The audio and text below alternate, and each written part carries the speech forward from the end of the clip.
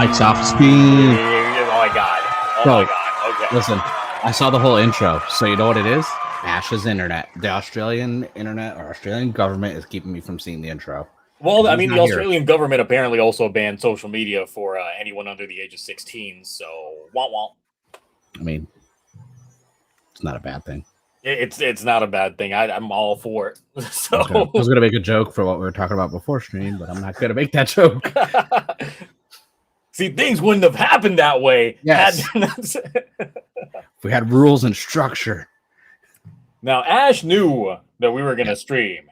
He's apparently playing Fortnite right now. I guess he really wants some new skins. He's not. Dropped. He is done. What's he's done. I don't even know. I don't know. I saw some Ninjago shit was coming out. Some people were. Ninjago's still a thing. Yes. They got humanoid designs now. True. They're not Legos. There was that, and Kim Kardashian apparently is in Fortnite now too. So I saw that popping around somewhere. Does that version also fail the bar test? I don't know. I didn't see the rotation of the model. No, I haven't played Fortnite. I bought the Power Ranger skins, but I didn't play. I just went into one of those like user created worlds, and I just got all the XP to finish everything to get the Megazord. And I was like, all right, cool. I still have not touched that game in years. I played it like one time, and then I was like, yeah, this ain't for me. So I went through a phase. I don't care. So. All right, but last week we didn't stream because I knew Mark was going to be out. He had a work thing to deal with, so I was like, "All right, cool, that's fine." So that's why we didn't stream last week. But we're still streaming this week. We might not stream next week because Mark's going to be off on some family adventures. Yeah.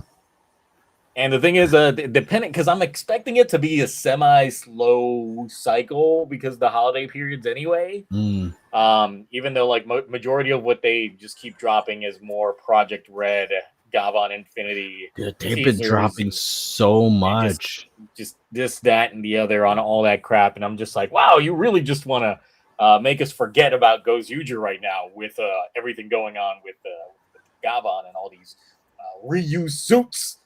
And reused weapons and everything here. I'm just like, I'm starting to see where these cost-saving measures are coming from. These reused assets. Those suits look good though. That gold one where it has like almost like the Oma Zio like chest thing on. I was like, that looks good.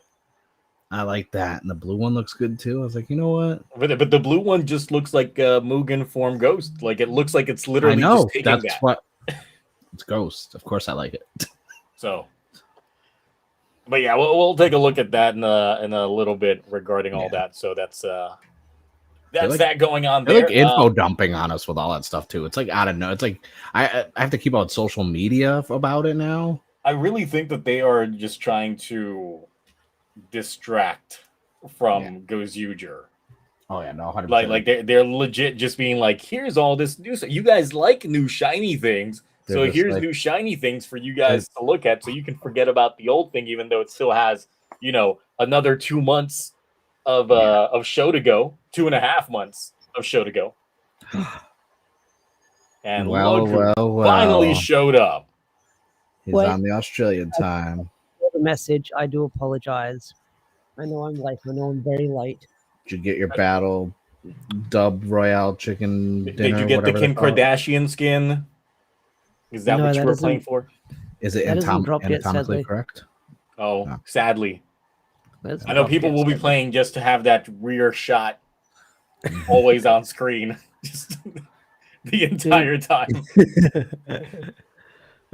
I did not see the ping going off. I do apologize. Yeah, we're like, oh yeah, he's just here playing Fortnite. We see it on Discord. There it is. So yeah, just talking about how scheduling is probably going to be, we might not do anything next week because I know Mark's going to be out. Day after Christmas, the 26th, is probably when I'm going to be doing my my second run on Twitch for every first episode of Kamen Rider, because I still have a lot of episodes to. Well, not really a lot. It's still like half of the bunch, but 2 in particular are about an hour long each anyway, because it's Damn. season 1, and Black Sun still need to be watched. So that's Mhm. that. So another long stream regarding all So of that. are you ranking them as you watch them? Yes. So essentially, after I did you watched watch those, Blade? Did you watch Blade already? no, we have not seen Blade yet. But Mark, you'll be happy to learn that for Toku Rewind last week, our final selection ended up being the superhero time mashup of Kamen Rider Blade and Tokusou Sentai Deca Ranger. So Ooh, it's a good tomorrow combo. on Twitch is when we're gonna start watching both of those shows. I will be there while watching John Cena's final match just to make sure your chat is respectful to Blade. Well, we got to suffer through the beginning of Blade, though. The first episode's peak, though. The first episode, but then we got to deal with like at least another 7 episodes of, and then we got to deal with Mitsuki's like bitch ass. Listen, and yeah, he's just brooding. He does this a lot. Listen, we were thinking about like how we're gonna do the drinking game this time around, and I was like, we're not. First of all, we're not gonna do a drinking game for Blade. Every time he says Tachibana, every time he yells Tachibana, I was like, you're screwed. If we're gonna do a drinking game, it has to be during the second half of it. And since we're trying to follow superhero time rules, the writer goes first, followed by Sentai. So we'd have to do Deca Ranger. And even then, I'm just like, given everything going on in Deca Ranger, it would be, I'd be dead by the end of the first episode, because it would be like, all right, every time Bon says Aibo, we got to throw that in. That's a shot. Anytime Senchan does his thinking pose, that's a shot. Every time they tell us that Jasmine is an Esper, that's a shot. Anytime Umiko takes a bath, that's a shot. Anytime Swan gives Doggy Kruger down the fuck eyes, that's a shot. Anytime the announcer has to explain anything that is going on screen, that's a shot. And we're dead. So I've seen Decorate. Is that which one was that for? SPD. Yeah, that was SPD. Okay. So I was just like, I have never finished SPD, but I've watched Decorate. So it would be a lot if that ends up becoming the drinking game. But hey, yeah.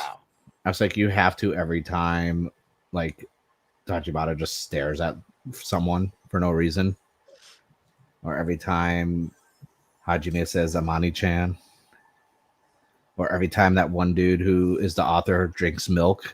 Yeah. Oh my god, that would be he's the original. One. Meanwhile, Sononi. That's it. You just do it for the milk. The opening alone, he drinks milk like 3 times. Yes, we can't count the opening milk shots. That would be terrible. You would. I'd watch that. So it would be a hell of a stream going on with that kind of stuff. I'm excited you guys are watching Blade though, because as much as I talk about Blade, there's a lot of people who haven't seen it. Well, the thing is, it's like, so when we were deciding the entire thing, it was supposed to be any superhero time mashup from the first wave of Heisei, because that's when they were all lined up. It wasn't until Decade that they became off sync. So I was like, these are the only ones, and then you're just gonna vote on your favorites, and then they get tied into a pony, and then they're gonna race, and then they make it to the finale, and then whoever wins that, wins. We did have one dark horse candidate that made it through, but luckily it didn't win. Yes, Orb Blade is peak. So there's another person who finished Blade, and they were just like, I finally understand you. And I'm like, you do, huh? Now, for people asking about review content from me, I am currently in pre-production of 2 of the videos. I've decided I'm just going to do Gavu and Gozuger first, and then Zets can wait like a week or so before I touch it. Especially since this past weekend on Twitch, I did stream the Gavu movie finally got subbed that Sunday. Yeah, it did. Yeah, I've seen it running around. So we did watch it that night, and boy, was that a good ass film. Oh, it's a good movie. It's good. It is. Yeah. It is probably, actually no, it's not probably. It definitely is the best summer movie we've gotten for Writer all of Reiwa. Yep. Ooh, I'll have to check it Because out. Trio of Deep Sin is not a summer movie. And so, even though the pacing is breakneck pacing, I wish they would have slowed it down a little bit. I gotta say, like, if you haven't seen the film yet, do yourself a favor, Yeah, go say go it. watch it. That is a good film. If anything, it made me more mad about how the show went on after like a certain point, because I'm like, this film could have been it. Especially because he showed up in the end of that one episode, and I was like, Yeah, why would they do that just to leave it? I was like, especially when you realize it's the first time also we've had a movie villain or even a Kamen Rider villain in general get a final form. mm-hmm. So it's like that's never happened. So it's like because even Bandai, they did a whole blog for the, which just was odd that it came out the same day the subs dropped, that they're like, hey, by the way, the movie forms are getting candy toys. And I'm like, you did that blog went up 2 hours after the subs dropped too. And I was like, I was like, Bandai knows something. Another good thing about the movie, though, is like I am mad as hell that OST remix that they had in there did not make it onto the show, because they remixed a lot of the tracks that were phenomenally better. Like Gavan's soundtrack is already great, but this movie just took it to a whole nother level. Like that was great soundtrack.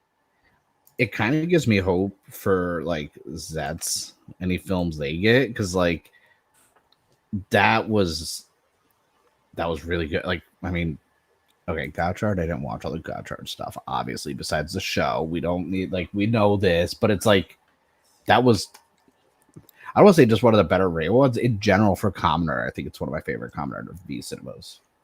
No, it was just a hell of a ride. That was a thoroughly enjoyable movie. The fights were great. I'm gonna end up pretty much the movie is what gave me the ammo for the opening bit that I'm gonna have for the Gavan video. So I'm like, great, this is gonna be hell. This is why I need to do pre-production on these opening bits now, so I can go ahead and get some of the muscle work out the way before I film and start. Then I can line up all the superimposing that I need to do for some of these things, because that is, boy, even got to do some 3D printing just to get some props on hand just for the opening bit. I'm printing out props. I will say though, to piggyback kind of what you said, I'm also in like kind of glad we didn't get the subs instantly. Like, imagine if we got like a cell phone like footage. If I had seen this film while the show was airing, I would have probably disliked the rest of the season. And because of how the movie like, I'm glad I already have my ratings down for the episodes. Like, those are already set in stone what I have there. But now, after watching this film, it does make me just wish I had a time machine and could just do. Another thing, like while I was streaming yesterday the Game Awards, and we were talking a little bit about this stuff, I was like, given the budget that we see in these movies and how we see a lack of budget happen in these shows in their later half, how about we just take like a year or two off from making summer films and use that money that goes towards that back into the show, so we can like see these episodes not waver and tinker off at the tail end of things because the budget dried up. Yeah, no, I wouldn't. It's the downside of annual stuff, and I get it, because then that's why they have different writers or directors every like season. But it's still one of the things where it's like, if the IP itself had like a year off, or like alternate them, like, for superhero time, be like, okay, this year a Kamen Rider, next then it's Super Sentai, then it's back to Kamen Rider, I would have been okay, just because then you get a whole extra like 12 months to kind of like put production into it, go slow with it. But it's like you need the superhero time. Yeah, but I do think that you got to remember that last year was also the first time in a while that we had no winter movies. It's true. And because of that, I do think that the shows themselves benefited from, that not being used. Like, Did Gotchard benefit? I mean, Gotchard was not a part of it. This was still Gavu. Oh, it's Gavu, yeah. Gotchard didn't get a winter, though, did it? No, because usually the winter movies, when they have the crossover. So Gavu did not cross over with Gotchard, and no one, skipped the beat or anything like that. No one cared. No. It was not missed. But you know, that's money that was not spent on giving us something that no one would have cared about anyway. Like Gabu can't save Gotchard. That's an impossible task. Nothing could save it. All right. So yeah, just a thought process on maybe what they can do in order to save on things. Just like if you're just gonna do something like that for the production's sake, then just toss it back into the show. I mean, at this point, does Sentai really need summer movies as well anyway? Because they're only 30 minutes long. Like, well, I'm just saying, it's like Sentai hasn't needed really summer movies because they've been 30 minutes long for the longest time, so no one really cared. And I mean, if they're going to end up doing a summer movie for Gavan, it's just like, so this is going to show us the priorities. Are they going to give Gavan an hour-long film and then Kamen Rider for this upcoming summer? Like, Zetz's summer movie is not going to be an hour or what? Like, what are they going to do? Because that is the real question in terms of where their priorities lie. Writer. Nice. Also, in terms of Game Awards, it was almost a clear obscure sweep, almost. One of the best speeches, though. They're like, "Oh, by the way, we said we got a content. It's there now. Have fun." Yeah, like, and it's free. Yes. I was mad because I got gassed up with that Diablo 4 announcement for the expansion. That it's like, oh, by the way, Paladin's in there right now, but you got to pre-purchase the expansion. And I'm like, I might as well. When's the expansion coming out? April. I was like, really? So I did it. So yeah, I will say one other thing about that Gal movie. The weakest part was actually Zetz being in the movie. That's the weakest part for me. The reason why is because it holds no water. Like, it doesn't matter that because it was in a whole different dimension. First of all, how did you appear in different dimension of Hanto's, like, dream? Especially since, given the ending of Gawa, we know that he's part of that universe as opposed to this other universe. Yeah, I'm curious though, because of the quality of this summer movie, how the winter one is like, because I'm like, that bar is set really high now. Well, that's the thing. It's like, we obviously don't have a winter movie. Well, whatever that other, well, not winter, but that V Cinema one that's coming out. Oh, okay. I don't know why I said winter, but that, because like, I'm just like, this set the bar pretty freaking high. The thing is, the V cinemas don't get as much of a budget as the summer movies because the summer movies hit a theatrical release, while the V cinemas are only on their streaming platform. So they're just allowed with getting away with more mature themes, but it doesn't influence anything when it comes to budgetary reasons because of the fact that it's a streaming platform. Rocky is just going to be in bed with a whole bunch of rocks and Diddy oil. Jeez. Man. He's trapped there all alone. Like, y'all saw that 50 Cent documentary on Diddy? Boy. Dude, I wish I had the energy to hate something as much as he hates Diddy. Episodes. He hated him for 4 episodes straight. Like all the Gaim hate and trolling into online. I was like, man, that's child's play. Like, I am not hater enough. Like, if I was this discovered footage that no one had ever seen about Biggie and Tupac's murder. I was like, this is wild. And the fact that he pretty much ties it all to Diddy, y'all, like, for real. If y'all like have some time, go on Netflix, watch yourself that P. Diddy documentary that 50 Cent brought out. It's on the list. And then after that, watch Troll 2 because it's a great Norwegian film. Troll 2 is amazing.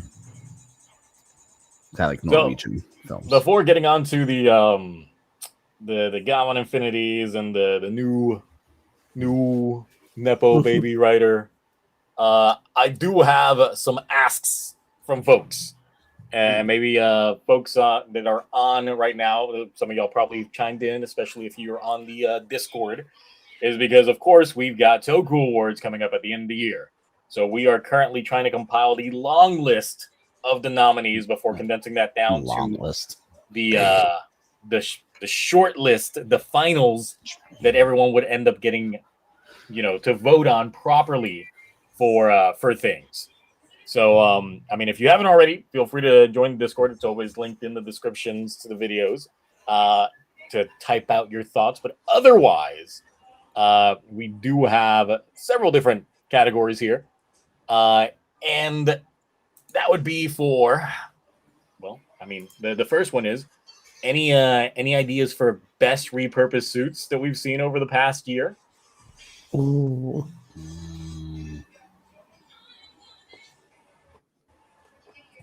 I have to like rewatch some stuff to like jog my memory because I can't really think of any like particular that I'm like that's really good off the top of my head. Yeah. And the thing about repurposed suits is it's got to be something that we know for a fact was a part of a previous suit and is now just a completely new suit. Like the form changes that we have in Gozutra definitely don't count because it's just original suit just with change in belt and chest piece, so stuff like that. Definitely does not count. Obviously, the shit that we're seeing from Gavan doesn't count because that's next year. Could we count the summer movie? Because Carrie's who had some repurposing in there with the shoulders. Yes. In his C1 form. Yes, that does count, and it is actually already on the list. Like that's, I'm mad because C3 is getting a toy and C1 isn't. Makes no sense to me. Why is C1 not getting a toy? Does Dark Valon's not even.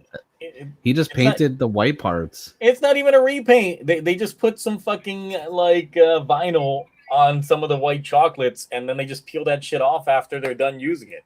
It's the same suit still. So it's nothing too crazy on that front. Yeah. I don't think. No. I'm trying to think what.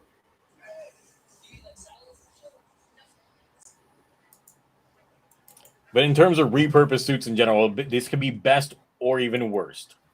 In terms of, I feel like Carrie's C1 is probably my choice for best because that was.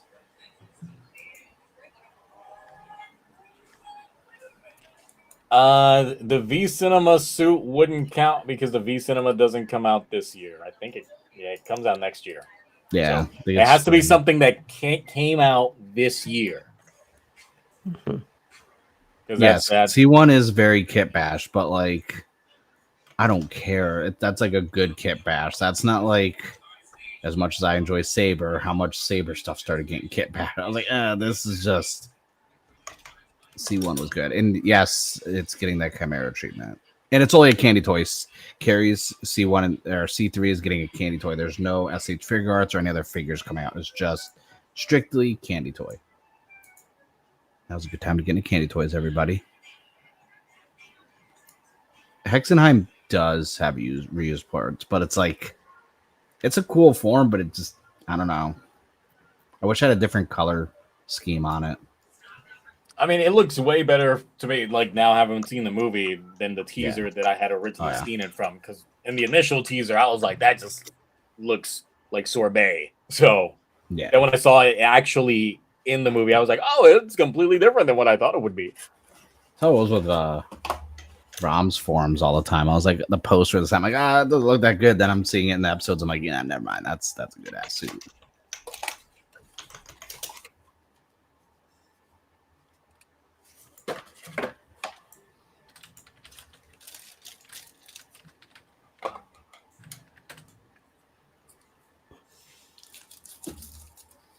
The guy who V Cinema didn't come out. That was a summer movie. The V Cinema's not out. It came out in theatrical, but we're not getting it in Blu-ray until June of next year.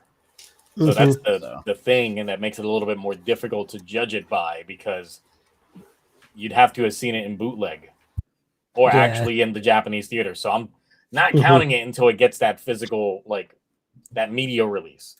Though that is a hell of a God. I remember when movies took this long to fucking come out in the US. It's like theatrical release November, then the Blu-ray comes out in June. Couldn't be American movies nowadays. No way.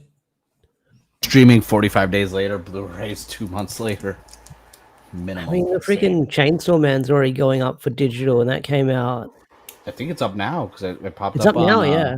Yeah, because we saw it when we turned on TV, it popped up right there, and I was like, that was just in theaters not even a week ago. Well, it was I think in, it's it still in was in, theaters. I think, yeah, because it's doing so well. Well, it came out, let me just see when it came out in theaters. Yeah, it came out in theaters September 19th, and then it got the dub release, or the worldwide release in October. Yeah, because they still had the poster up at the theater I went to go Hmm. see a movie at, and I was like, oh, and they still had showings, and I was like, oh shit, and people are still going to see it too. There's all people in cosplays like lined up for it, and I'm like, good for them. I made like a fair bit of money for like an anime film. All of them Not did. Demon Slayer money. No, Demon Slayer, My Hero, and Chainsaw, Jujutsu Kaisen. They've been making money. Yeah. Well, freaking Infinity Castle nearly made close to $1 billion. It's crazy. Yeah. Saw subs for it already drop. I haven't even seen a raw for it drop. Yeah. Which one? Let me check the ticket machine. For the like V Cinema. I was just on there earlier today. I didn't see anything. Yeah, let me just check the ticket machine. What's it called? What's the movie called? Guilty Parfait. I'm not seeing it on here.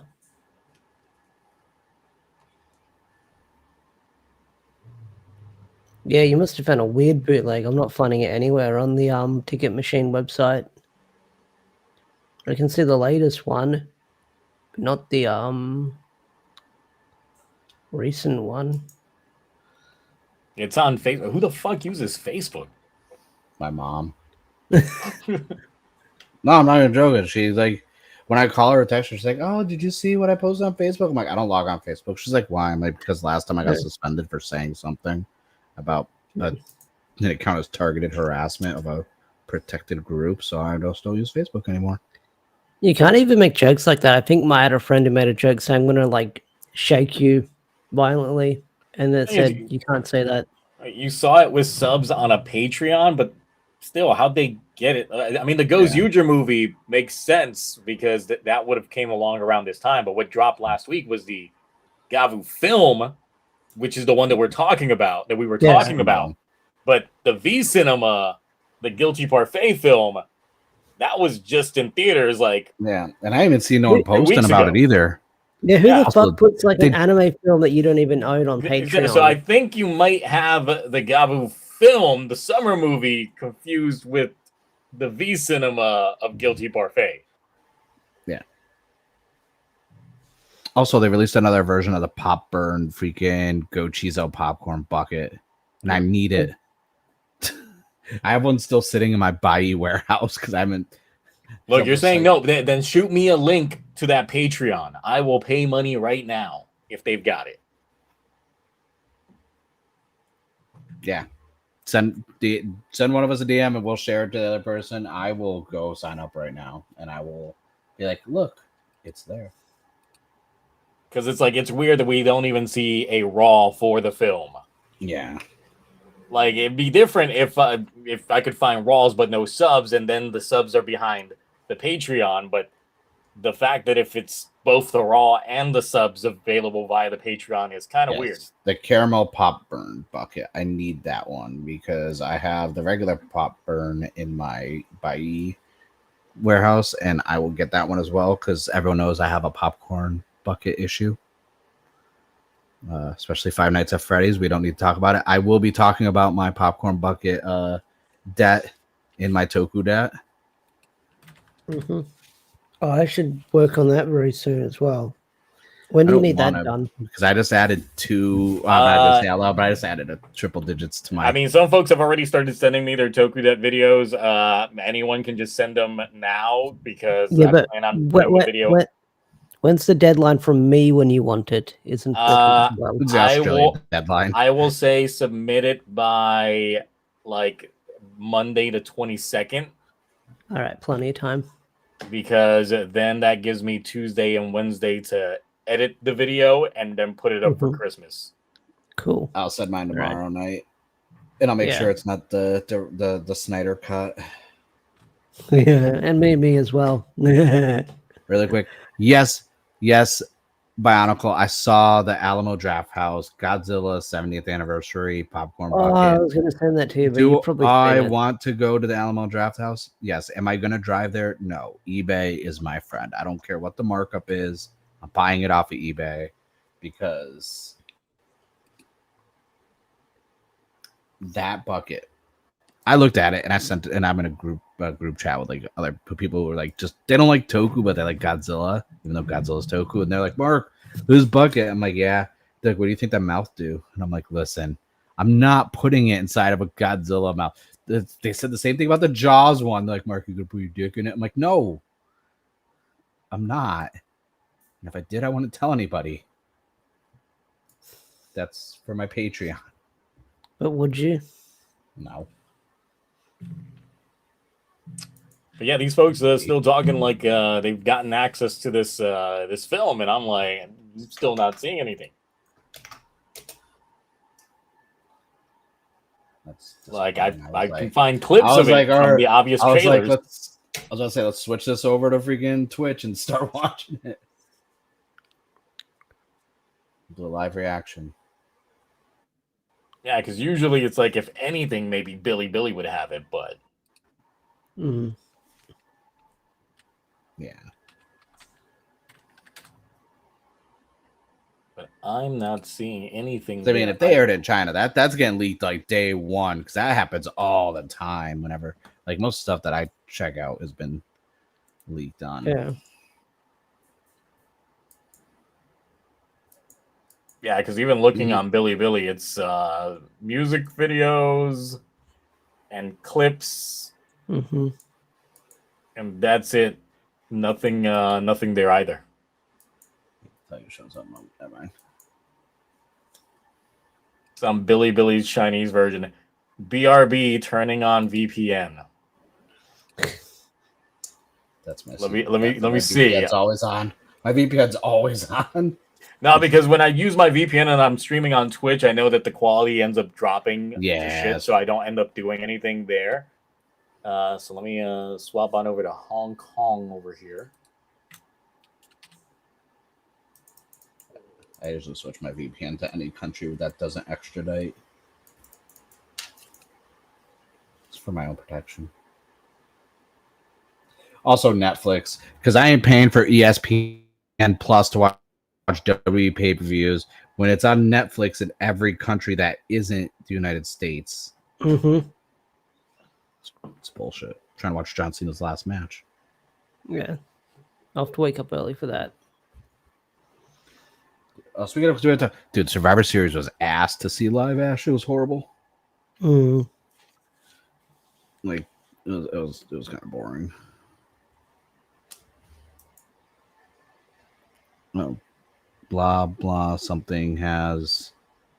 It says he has the link. See, I'll put on the VPN. He's been found. Me and Ash are gonna split Zio's channel now. We're gonna have.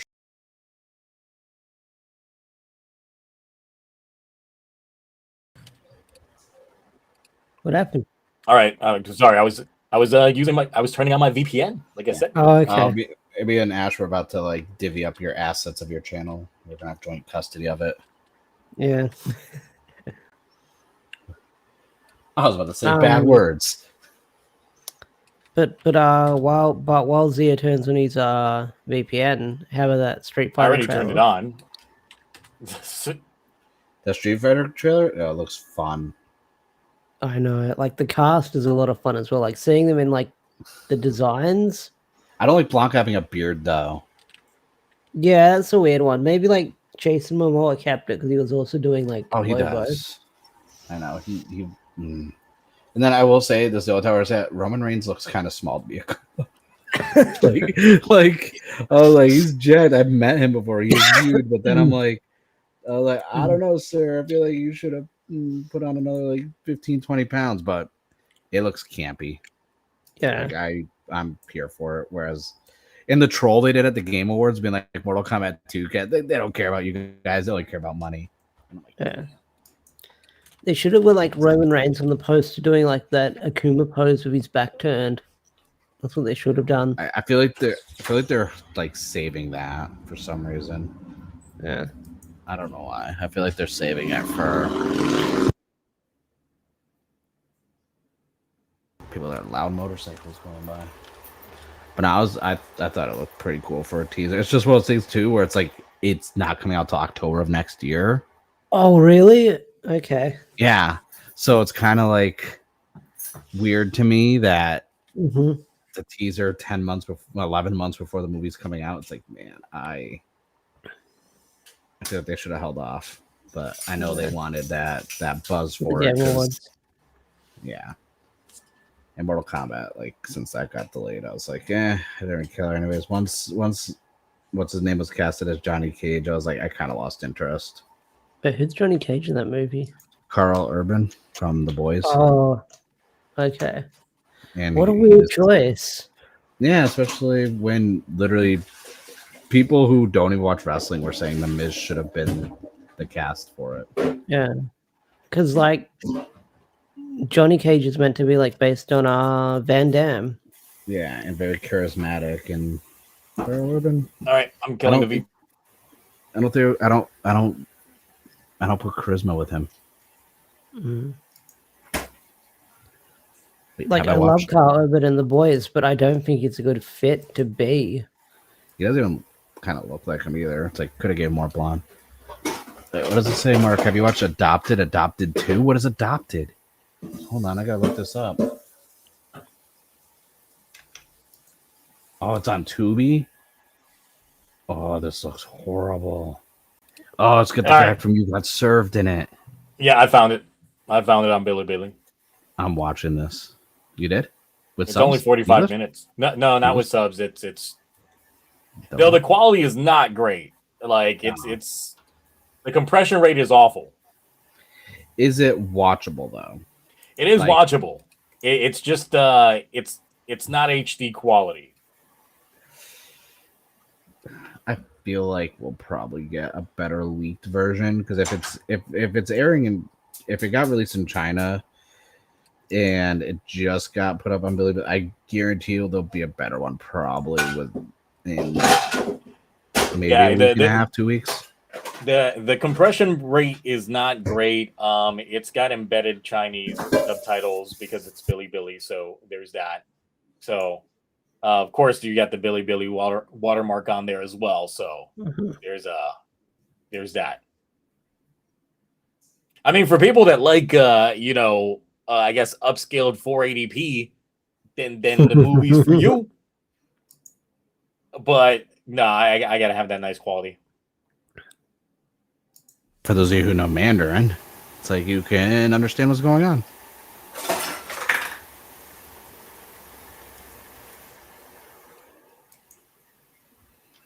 What was I looking for? No, it was to settle the discussion of whether or not the technically the forms for the Guilty Parfait V Cinema count for this year when its DVD Blu-ray release won't happen until next year. Yeah.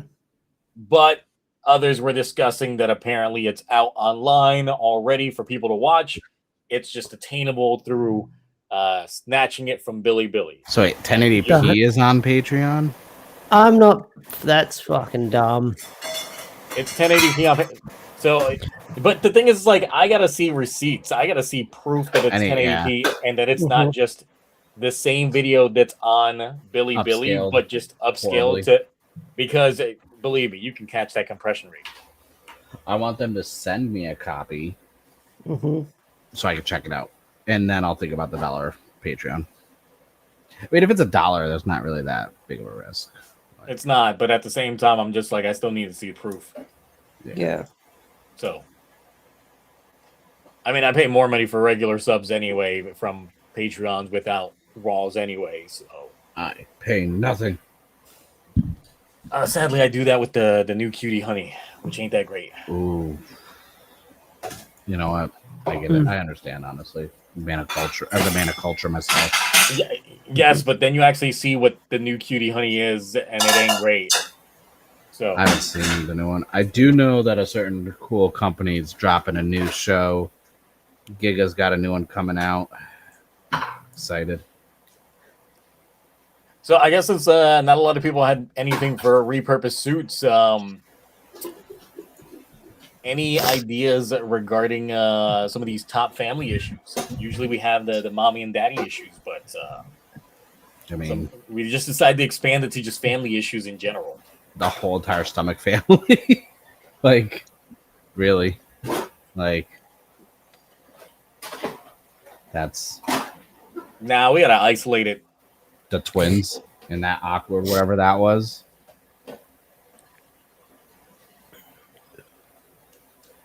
I already have Kuon trying to penetrate his bro, so that's already there. Okay. Gudaburn getting ignored. Hanto's mom getting wet. Lango poisons his pops. Ooh. We also got some from Extreme Vanguard Batar on the long list.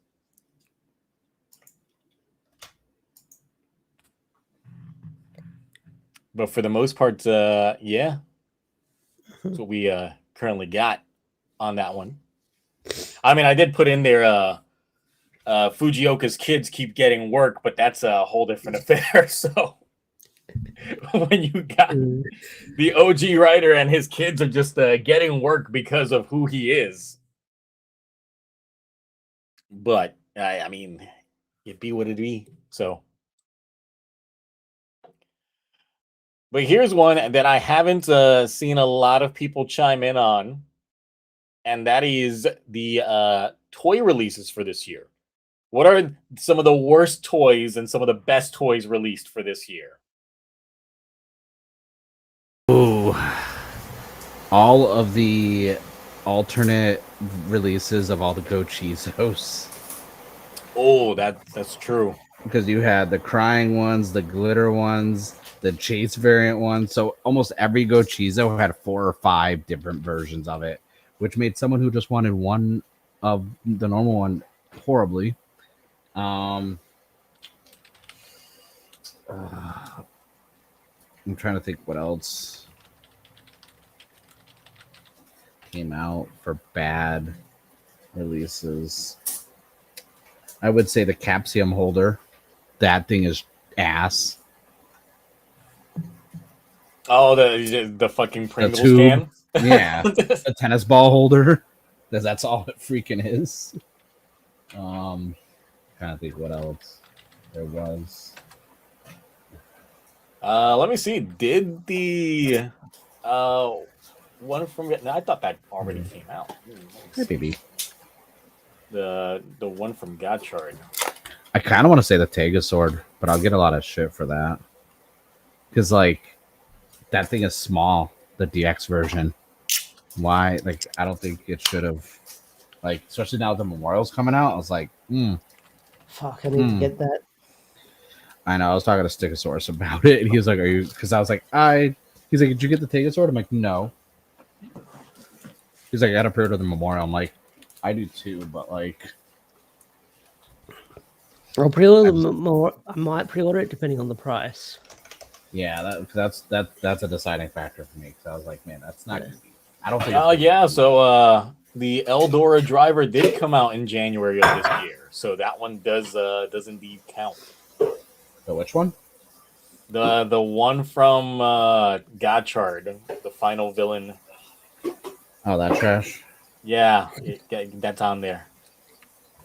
You know, on principle alone, that has to get worse just because it's Gotchard related.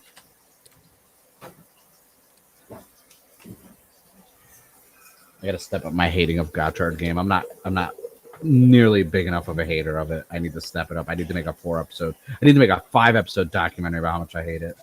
Now the thing is, it's like already thrown in there was the OG Caliber Zero, the Memorial one, because that was or put that one in there for me because he was there when I was on Discord, essentially on camera when the box came in and I opened it up and he physically saw the look of disappointment in my face.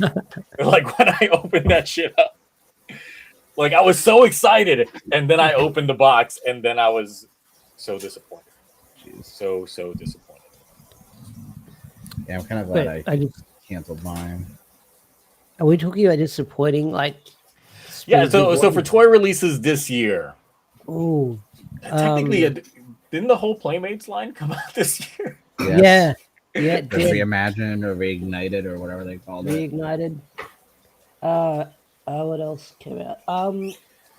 Although I don't hate it, the Soto phone was like a lot to be desired for. I was highly disappointed by that one as well. Yeah. Like I thought that'd be cooler, but then again, I don't know how all the buttons and the codes work. I did buy like the reignition morpher to make a video on it, and it's like I threw it somewhere and I don't know where it is. It's somewhere in like Some of those figures look good though. All right, yeah, I'm gonna Because, throw like- in the Automorphin Playmates toys in there because those are You terrible. saw them at Walmart. Like the Rita one doesn't look bad. The Putty one looks good. No, but the Ranger ones, those are the Oh, the Automorphin Ranger ones with themselves, the flip yeah. heads. Those What look is a like the bad. toy? Because we mentioned the toy line itself, and I was like, I Mhm. think they're so good. Like the non-assembled Megazord where you got to buy them individually. Yeah. Looks really good. You add a little. You get one of these bad boys right here. This Gundam marker. Ooh, it's gonna look good, especially because it's the same way they did Voltron when Playmates did Voltron, Yeah. and they had all the cats separated. And I was really when we were doing that Megazord, I still have to get them because they were on sale at Target. I should have got all of them, but I didn't. Angel Groves is having a sale. I don't know if I want to get some figure art for Dragon Ball. Which Dragon Ball? Beast Gohan? No, let me see if they have Beast Gohan. Yeah, you know what? I tell you about it. didn't even put that shit in there, but I'm like the fucking Tegazord. The fucking Tegazord is a disappointment. I just said take a sword Yeah, that's Yeah. gotta be in there. 5 minutes ago. That's got to be in there because that thing is like trash. They is. have the Gohan Masenko one for like 120, marked Beast out Gohan? from 250. Yeah, Beast Gohan. Ooh, SH figure art? Yeah, Get it? I'll Worth send it in the chat. Oh no, I got the one from Comic Con. I think it's the same one, but I was like, you should get it. It's juicy. Yeah. Listen, older PR seasons will get toys if Mhm. they were seasons that made the amount of money the first 3 years of Power Rangers did. Mm-hmm. If you want to know how much they made, go watch on Netflix The Toys That Made Us. Watch the Power Ranger episode. Oh my god! So I went to the thread on the Discord server on best toy release, and someone put Tegazord as one of the best toy releases. Did you kick them out of the Discord? Who is it? Ban them, shun them publicly. Xenion on there put Zets Driver, Tegazord, and CSM Double Driver 2.0. I'm like, come on, that's the same thing. that one doesn't count. The Double Driver 2.0 actually came out ages ago, and this is a reprint of the Double Driver 2.0. I got the Double Driver 2.0 back in like 2020. How many times? What's been re-released more, that or the Sengoku? Because I think the Double Driver has gotten re-released more because, especially after the anime they did the one, and then they did the anime voice one, and then they did Because I remember it's constantly like freaking Sengoku over and over, and like just more seasons besides Gaim and Double. And the thing is, for me, it's like I'm not like the Zets Driver still leaves a lot to be desired, especially with how dinky it is as a VX. Did you get the Nox Knight adapter? No. Listen, go on buy. You get so much cheaper than all the other places. I think I saw one going for like $19 or $21, and I was like, Do you both have the Zets Driver or? yeah, I got two. Well, So now I fun- have two. I have one. Mine's now. back there. I did. Mark knows because I tweeted about this, but I finally caught up on Zets. Well, I'm an episode behind now, but I finally caught up on Zets. See, And I'm Mark's two behind. episodes. I'm this past weekend's, and then the Nox Knight debut one. Mm-hmm. I think that's what I left off But on. now, what are some good toys that released this year? So I look back at like what I got this year, and I'm still waiting for some stuff to come out because it's Well, like I didn't buy a lot this year. Because it's like the Shoto phone's definitely not it. The mobile rights release again, not it, especially with the misprint on there. I don't know if I want to include the translucent drivers that came out this year, even though you gotta. But there's 3 of them. I know. I would say, well, out of the 3, I'm not gonna lie, the drive one was like the best out of the 3. The Aura Changer doesn't come out till next year, right? Yes, the Aura Changer does not come out until next year. Believe me, I am eagerly awaiting. Yes. My Dino buckler just shipped out, so that will be arriving very shortly. I mean, the Zane driver came out this year. It's all right. It's not, but it's not something I would nominate. It doesn't shred cards. It doesn't shred cards. So it doesn't shred cards. It literally has a pre-caked on card that's already sliced up in there. So I'm gonna say false advertisement, and it's not show accurate. So it could be one of the worst releases of the year because it's not show accurate. Yeah, apart from comics, like I feel like that's the most thing I spent money on, apart from like the Soto phone and the Dino buckler. I'm trying to think what. Well, obviously I would say candy toy stuff because we've got those SMPs for Magi Ranger. Oh, I'm really like at a loss for what it could be because even then, like nothing from Gavu's toy line really like wowed me to the point that I'm just like, oh, this is amazing. And I mean, the Hibiki CSM, I guess. Well, I didn't get it. Wait, didn't the whatchamacallit come out this year? What is that thing called? Yes, the whatchamacallit, yes.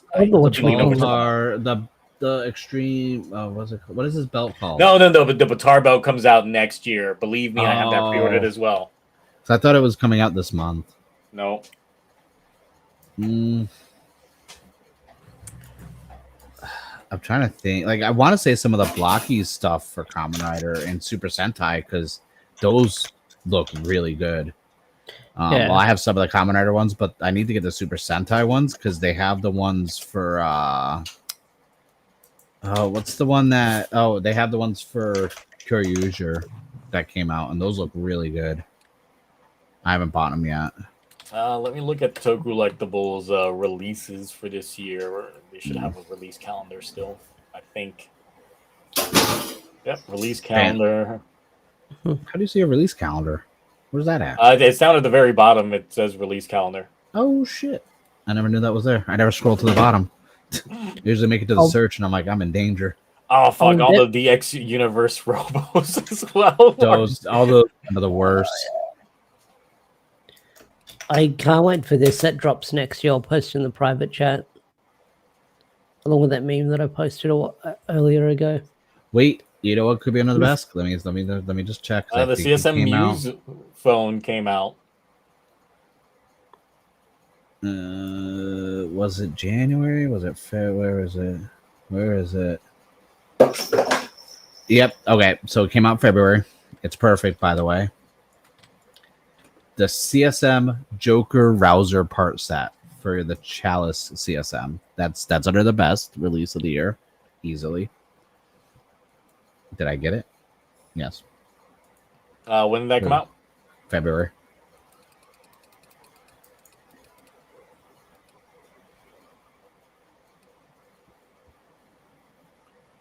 Ooh, I forgot the Ultra Replica Eye Slugger came out.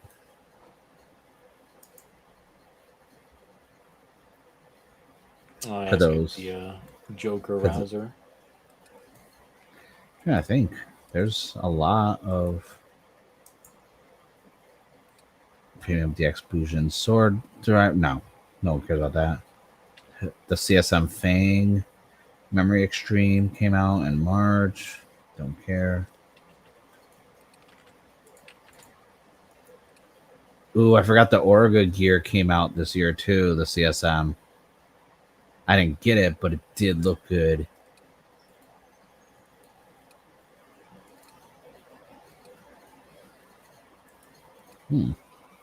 It's like, since this is the year I've probably spent the least on like Toku shit, that's why I'm not like on the up and up when it comes to a lot of these.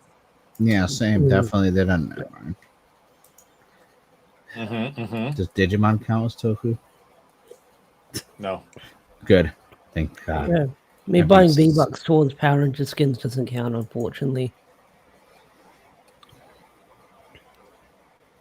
I'd still be in danger. I don't play Fortnite. What else? I don't. See, it's because like a lot of the stuff I get is like the candy toy related. Like, what is this ultra replica of? Wait, why did I just add the whole entire? Oh no, I just added the release calendar to my Google Calendar. Full release calendar. My phone is about to.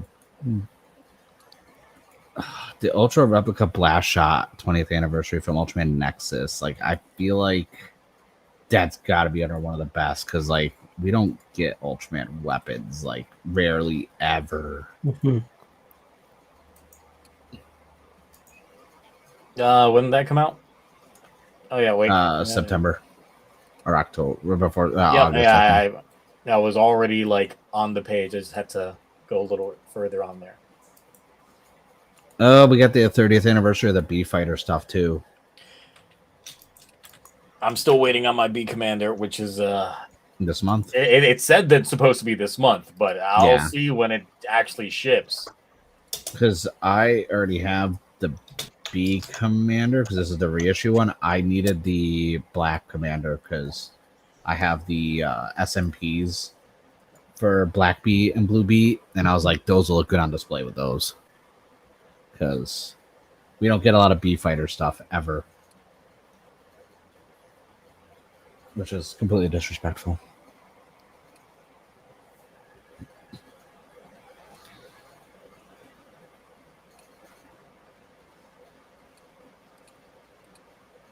I'm not saying out loud. Someone's like, I'm at over 1,500. Oh, well. I'm at Fifth Amendment.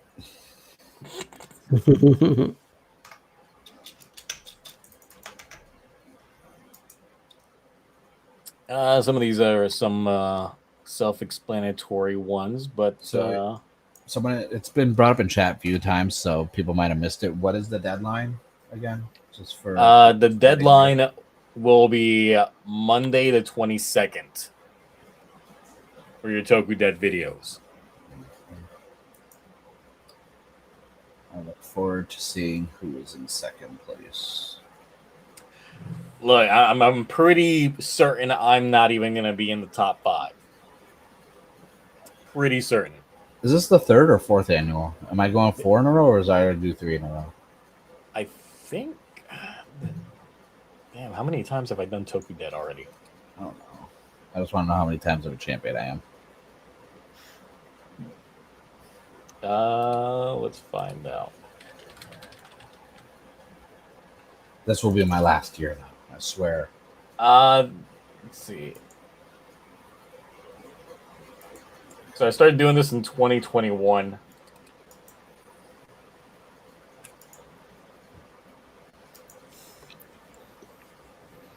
But it was essentially like just me, and so I didn't start taking people's things until 2022. That's when I started actually having the submissions because I wasn't that large of a channel at that time. So I already got the 3P. I'm going for 4. There'll be certain streaks people talk about in life. Undertaker's WrestleMania streak. But yes, when you get it done, then just email me the video. So that's just zioagito@gmail.com. Just send it to that one. Just put your TokuDet. Make sure you include what name you want me to refer to it as I am live reacting to your thing. Also, when I start putting up the scoreboard edit on the sides for people's submissions, because I know some people, when they send me their emails, it will have sometimes your actual name on there, and I'm trying not to refer to people by their actual names if you don't want me to. So if you don't give me like some sort of display name that I can use on there, then I'm just gonna be like this person. That's yeah. So it's that. Just make sure you keep things condensed down. Like, I mean, if it's a lot of purchases, it can be a little over a minute. but don't go too crazy. Mhm. Definitely make sure that your microphone is working. I don't want another one of those situations again where I get a whole video and not only is it not edited down and is a full like 20 minutes, but it has no audio as well. So definitely don't need anything like that either, because I will not look at your video until I am literally recording my reaction to it. I don't pre-screen the videos, but then afterwards, if edits need to be made to the videos in questions, then yeah, just don't send me anything nasty, I will be knowing that I'm working. not going to open it up until I I'll do our be working with reaction. Bad Robot on the production of mine. We got to get high production value for my final submission. Now, here's one that I don't have a lot of submissions for, and that is, what is the worst retcon for this year?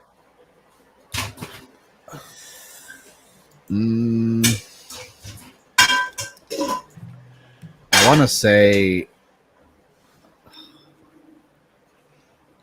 Now, it count as a redcon? Now, here's what I currently have on here. One of my suggestions was Glotus feelings for her family. That I was about to say, yeah, because that came out of nowhere. Orb threw in, because of the girls remix special, that Kivala is now relevant to Kiva, even though it had nothing to do with Kiva. Let's see here, and then some of the other suggestions we got is Nirub's true intentions, the Stomach Clan's prolonged death. So that's the small assortment we currently have when it comes to retcon. Does it count as a retcon the fact that Shoma never really wanted to like tell his uncle? Like he went from finding his mother's side of the family to like kind of not caring. I'm still so fucking mad at that. I don't think that's a retcon, but I'm still like mad at that. It's just so a complete erasure of like someone's whole motivation and personality. Oh yeah, that just gave me an idea. Lakia has feelings for Sachika, because that came out of nowhere for me. I feel like it was building up to that. Yeah, but the thing is, just like her interactions with him didn't seem like as the same style of interactions that she was having with Shoma. Only for him to essentially get, treated like I only see you like a brother type thing. True.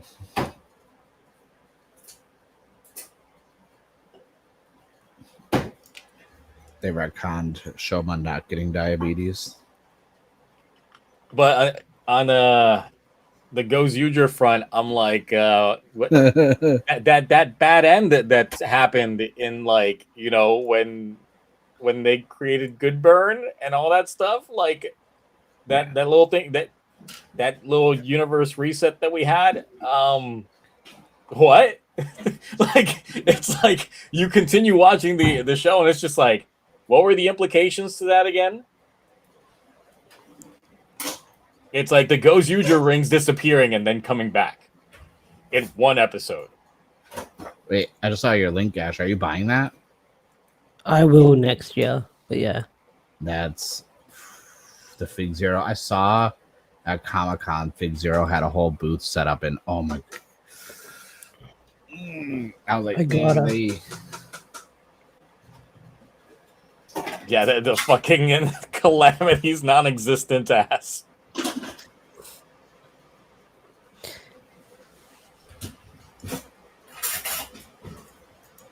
I'm trying to think, is there like a retconning Gojuju that I'm trying to think about, apart from the Calamity?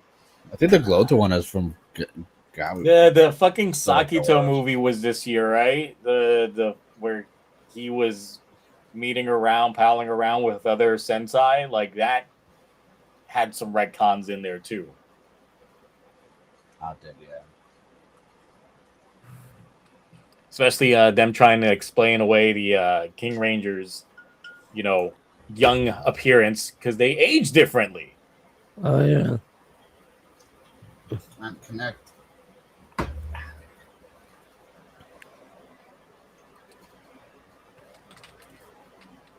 I'll have to rewatch that. God, I hate that I have to rewatch rewatch that film. Someone else rewatched that film and told me what all the retcons were that were there.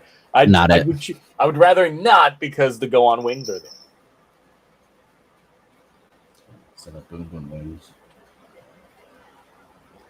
Remember the BBG? There you go. There it is. The BBG. The worst retcon. The BBG.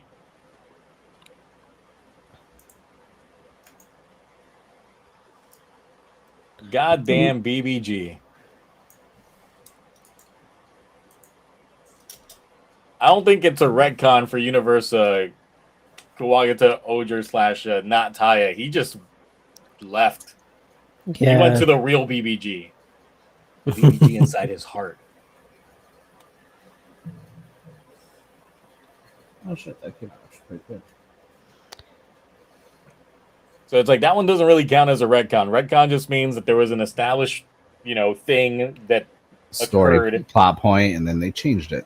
Yes. Mhm. The Glota is probably the worst one of it because when you think about it, because it's like that's not just a retcon, that's a complete change in personality, character, and motivations, which then make everything that happened before, from literally episode like 1 or 2 to then, just make no sense. It ruined everything. They went to the BBG at the end, but did we see it? No. Did we see the other racers that were going to really be there? No. Then they crossed over with the King Oach. Did we see any BBG there? No.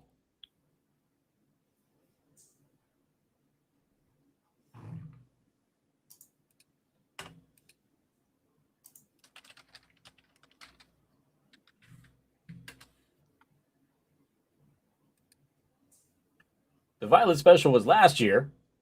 Was it? Was it just that, or did we not get subs until this year? Was it?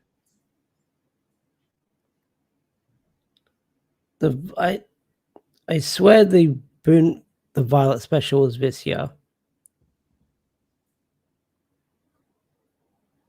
Yeah, because Boom Boom, it's post the show, and the show ended this year.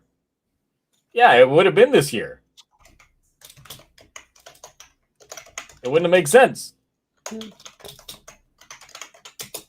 Because I know it was announced. I'm going to the wiki. I'm out here like second guessing myself on shit. Let's see. Boonja specials. Let's see.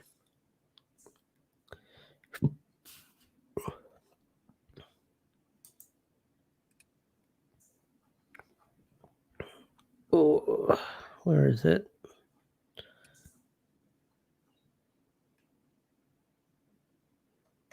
Let's see. Boonja live tour. Boonja versus.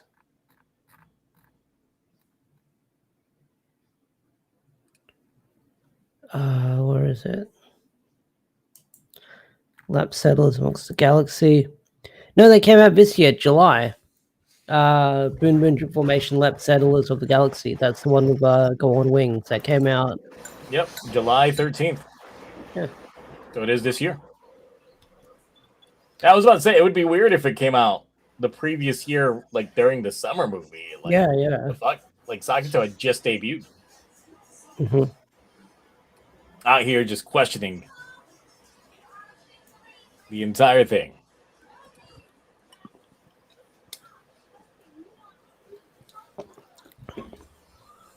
So yeah, we can still throw in the shits from that. Mm-hmm.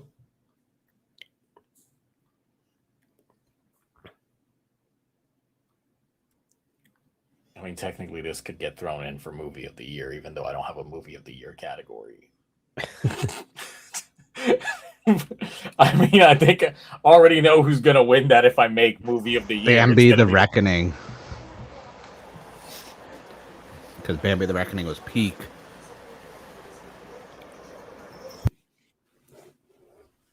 There we go. All right, let's see which other ones I need some more picks for. To answer your question, I was testing a new hot sauce, and that's what got me off guard. It's good. It's just ghost chili. Here's one a little bit that I don't have a lot for. Top betrayal. Ooh, Toei. That's already in there. You gotta believe it. A certain casting agency. Or you meant in show, fictional. We could go with in show, but I mean, there's too many real world events that could be thrown in there. Because I mean, one of the tariffs. One of the ones I put in there was Shirakuda teasing that Sentai's replacement will be new, but it's just Gavan.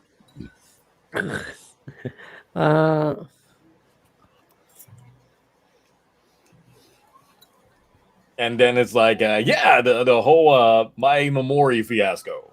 That's another one.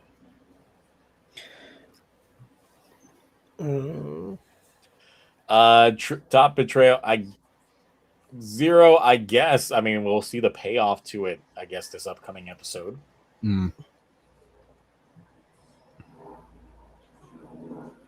I hate how we talked about how no one was talking about Zets on social media and this and that, and literally that one scene at the end of the most recent episode was been all over social media, and I was like, now everyone wants to talk about the show because there wasn't shit going on until literally like the last couple of episodes. I'm literally this close to catching up, and it's like, here are some spoilers from like the last couple minutes of the episode, and I'm like, now y'all want to talk about Zets? Really?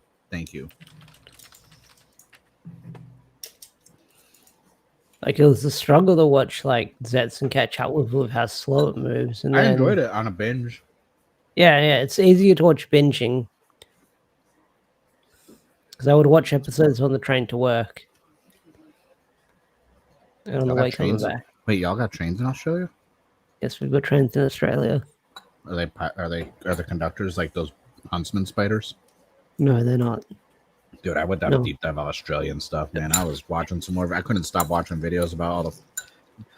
And kudos any to other you. Betrayals that people have. Any other Australia. Betrayals? Ooh.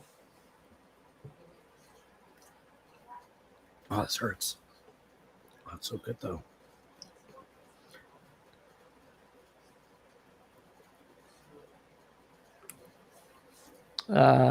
Hasbro.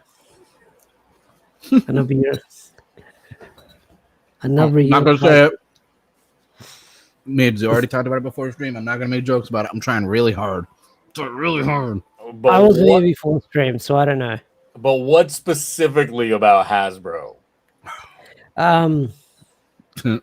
They still exist. The Power Rangers. They haven't betrayed anybody.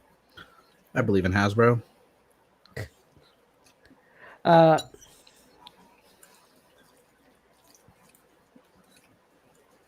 Hasbro. Wait, wasn't the auction this year or was it last year? This year. There was last year, and there was another smaller one this year. Yeah. I was about to say Hasbro auctioning off all that Sentai stuff. I know. Those things there, then that list, I didn't even know they had like the baby at the end of O Ranger. People still accuse me of like that I bought stuff from that, and I was just like, because I tell them you'll have to wait until my TokuTonic video. Oh yeah, that would count at TokuTonic because you bought it last year. That's why I'm this year. No, this because I did the auction earlier this year. I was like, you have to wait till the video to find out if I did. Imagine I walk out one of the suits, just like, so here's my total. My auction purchase alone wins.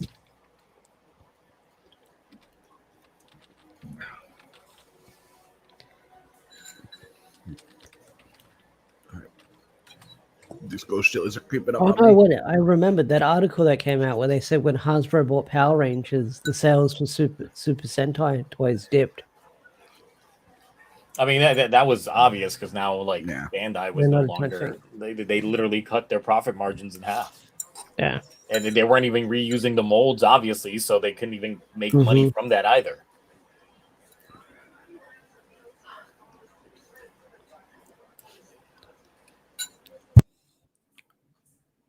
Oop.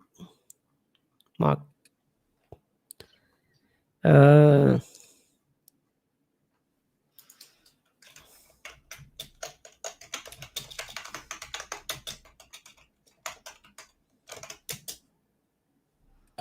Just thinking about it, since I had something in here that was also like worst teas, let me see if I can find it specifically. There it is, worst teas. Ninja Kids Power Rangers teas. Oh, I was gonna say AI in the Power Ranger community.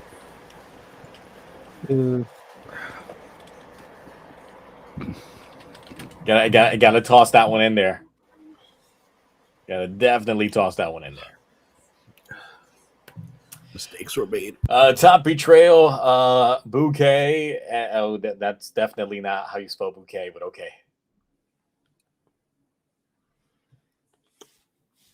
I mean, is it betrayal? It's not really. I mean, they kind of sort of kill her sister, but no one cared about Ribbons anyway. Exactly.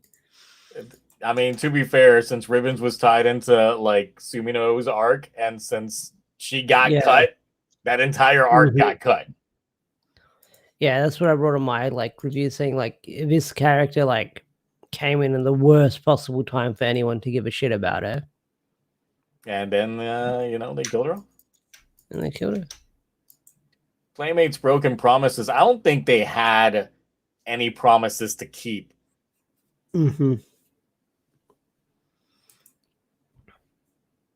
I think everyone went into the Playmates line with like low expectations.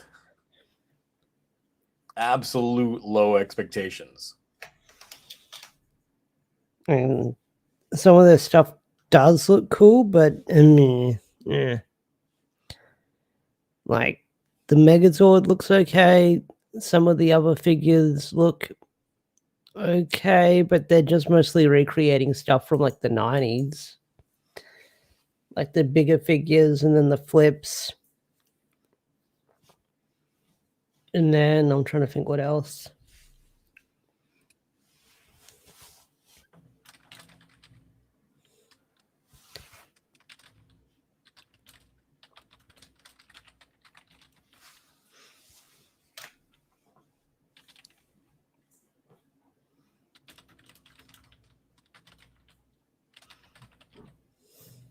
Putting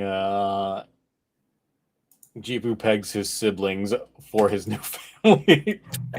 There you go. That was a thing. That was Oh, you can't handle the heat, Mark? How spicy was it? You go fuck yourself. I guess you It was couldn't handle the heat. It was like Ghost, Scorpion, Carolina. Because I didn't know she put hot sauce when she was cooking. She put stuff in it, and then I'm adding Ghost chili to it. I got Bulbasaur booty, so I like carbs. Carbs are delicious. I mean, I'm divulging in some carbs here and there since I'm not fully keto anymore. Look, I ate half a cheesecake earlier today. Damn.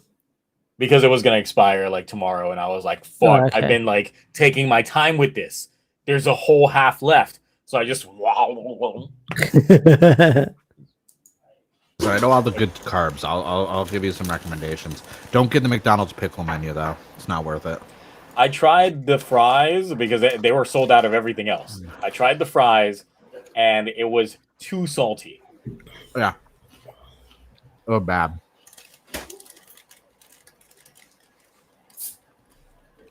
Hurt my feelings as a pickle aficionado. Was Suga really that top of a betrayal? Like, I feel like it was an expected thing. We were just waiting for the moment.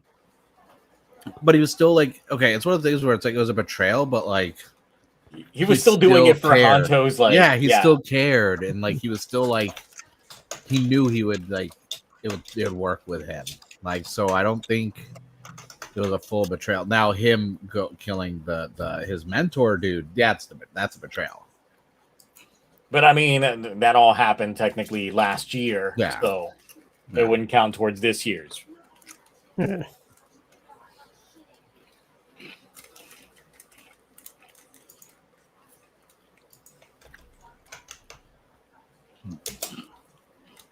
feel like Big Bad toy store's price increase counts as a betrayal of the year. Look, worst tease, we've got K in worst tease. Because, I mean, come on now. Yeah, that wasn't even a tease. That's just like a complete plot point just taken away. Unresolved still to this day. Wait, which one? K, the little freaking fetus embryo like tease that we Shuga's saw. computer. Yeah, we never got a payoff to K. The only major issue I have with that season, that other than that, that's for me that season one of my favorites in Reiwa. But that K thing just it's not even a elote. Sorry, the elote guy was going by my apartment. But yeah, that was like one of the worst, like not even a plot hole. It's like because it was built up so often of his research. It wasn't even like a minor thing. That was something where like, hey, what's gonna happen? What do we think? It's like nothing. And in fact, there's still a clone Shoma out there. I rewatched the episodes. I did the math. There's one still out there somewhere. 2 kidnapped Shoma. Brahm killed one. The other one was with Shuga when he transformed. I don't know where he is. There's a clone I somewhere. just think that they can't do math in the editing room. Doesn't matter. I need to know where the other clone is. They lost track of what their Shomas. Like, remember when Lakia's other form kept constraining his heart, and then we never really got anything for that? One of the subtitles things talked about it. It was just like depending what subs you had, they mentioned it briefly in like one sentence. Oh, that's terrible. That's why he wasn't using it as much.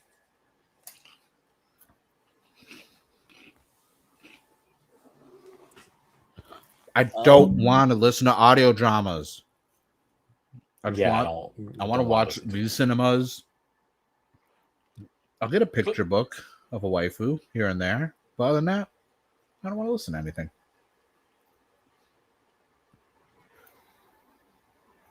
Let's see.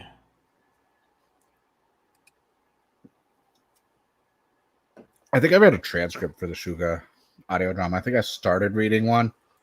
And I got like a paragraph in, and I was like, there's a lot of words. For best Toku adjacent content, like, I was hitting the slump here because I only thought of like 3 things. Because we got Tojima Wants to Be a Kamen Rider, we got the Red Ranger Isekai, and we got Armor Sores. Like, I still need like a 4th thing that's Toku adjacent. I have one, but no one talks about it. Where is it? It's so weird. Oh no, I think I brought it away. Nope.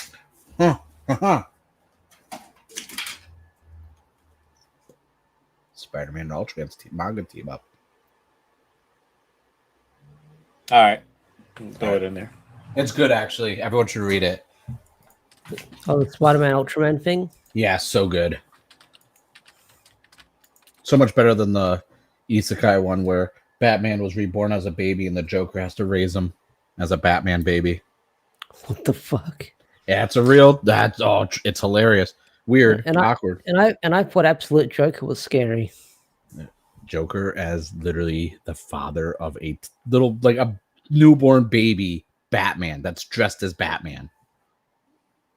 That's crazy. It's peak.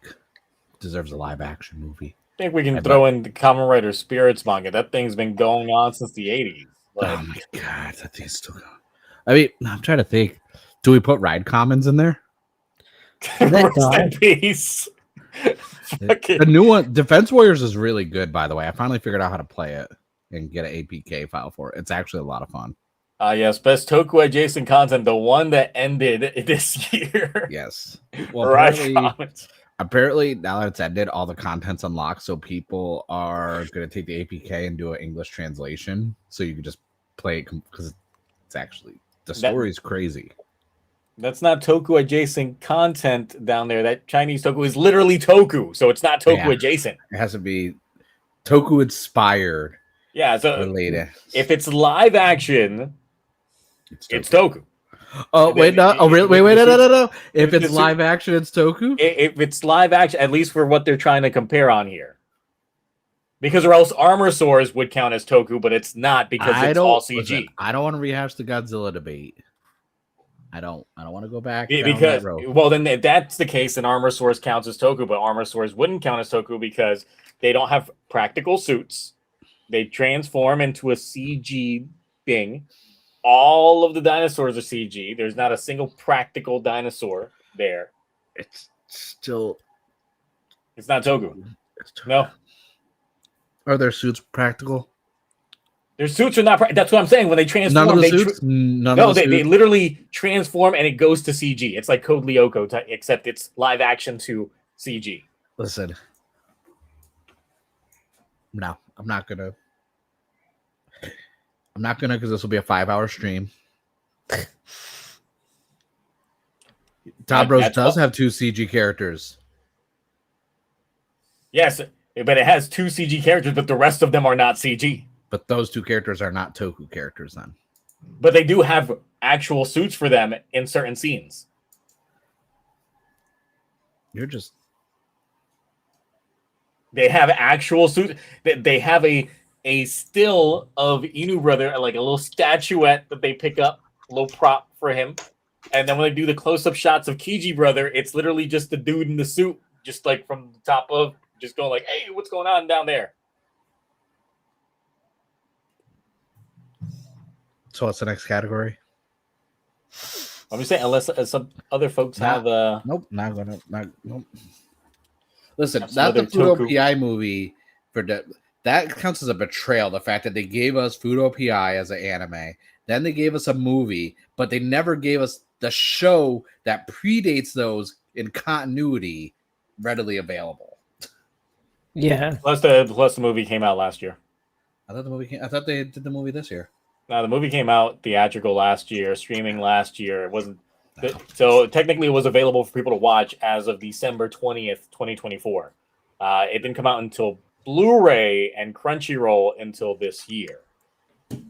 But it was definitely available on the internet because I saw that thing drop on the sites last year. Yeah, I'm never gonna watch it anyways. Because okay.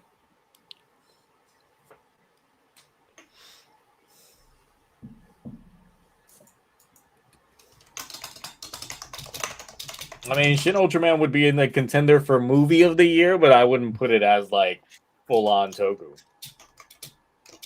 Shin Ultraman is Toku?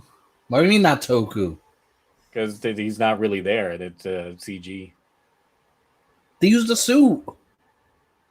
It's still CG. Not the whole time. And I'm pretty sure the bulk of the time it was CG. But doesn't matter. Still there was a suit involved. I mean, if there's bits of live action, then I would let it go. But then again, this wasn't a contender back when anyway, so. I know, because no one saw it, even though it was peak. I saw it. I streamed that shit. I saw it in theaters. Right after going to a funeral, so I was in a suit.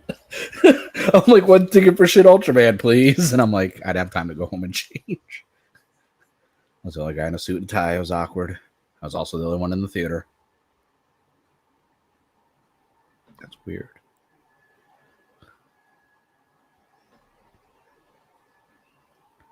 So none of the Godzilla films, like in the last, the legendary films, 7 years.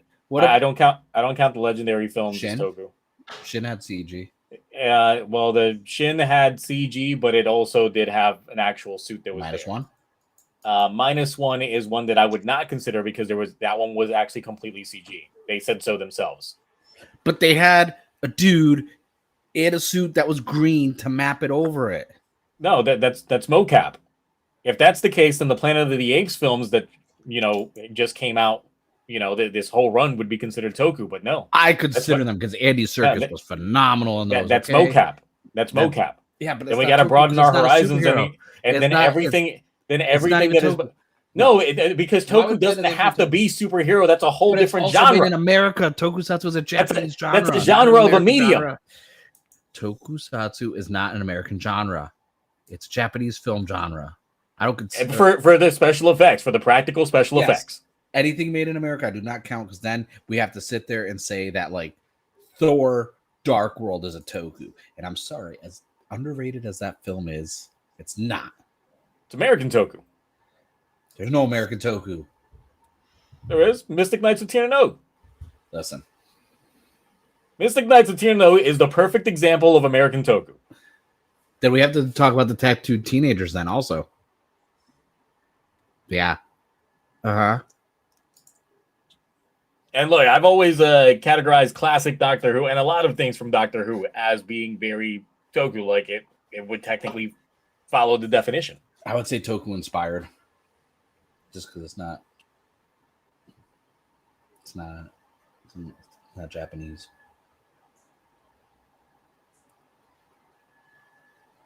Guyver is 100% Toku. Guyver's peak. Out of all the things that aren't getting re-released or rebooted or anything, the fact that Guyver's just... Dude, Mark Hamill's mustache? That was peak 80s mustache.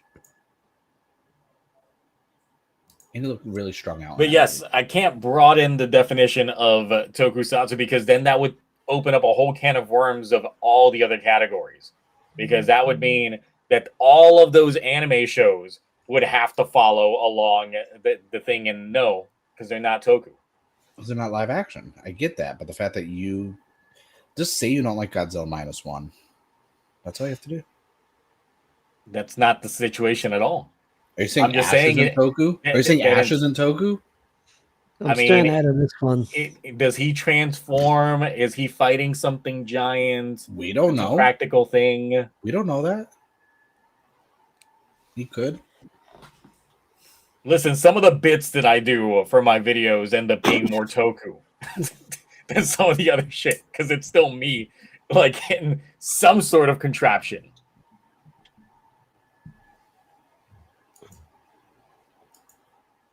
Like one of the shows that's on here, if you haven't seen it yet, the new Akakage show. I have to check that out. You definitely check it out. Because there's some folks that are going to be like, what's this Akakage show? Well, the thing is, it's based off of an IP that already had a Toku show way back in the day. Also had an anime and all that stuff as well. And when I was checking it out, I was like, I don't know. Like I had to skim around the first episode to make sure that it was actually Toku that I was watching until, before I started streaming it.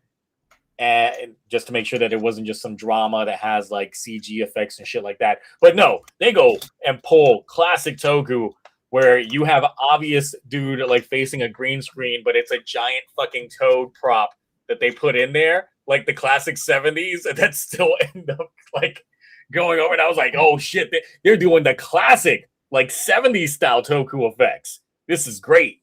70s style. Yeah, I'm gonna probably check that out tomorrow. Yeah, I highly, highly recommend it. Plus, I mean, now that you've seen the Gavan movie, the annoying guy that was with Carries is in the movie as Aokage. Oh, jeez.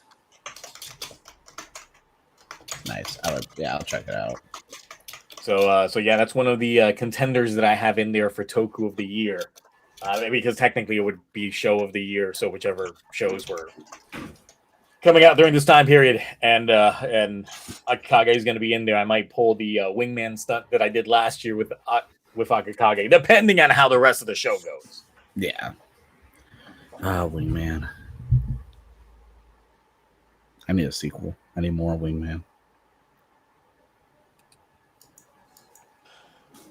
All right, so if anyone else has any suggestions, feel free to join the Discord server. Hop into the Toku Awards 2025. I'll probably be making a poll based off of the long list available for the Discord users to choose their favorites, and then that would end up becoming the whatever are the top 4 of each of those categories would end up making it to the final overexpanded round for the Toku Awards.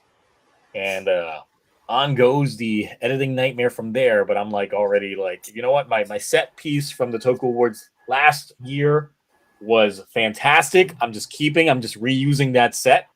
I don't need to start over from scratch like I did last year, because that's part of the reason why it killed me last year, was making that entire thing for the Toku Awards. So yes, obviously we've got other categories that we didn't discuss. Still need some more in there, like Biggest L.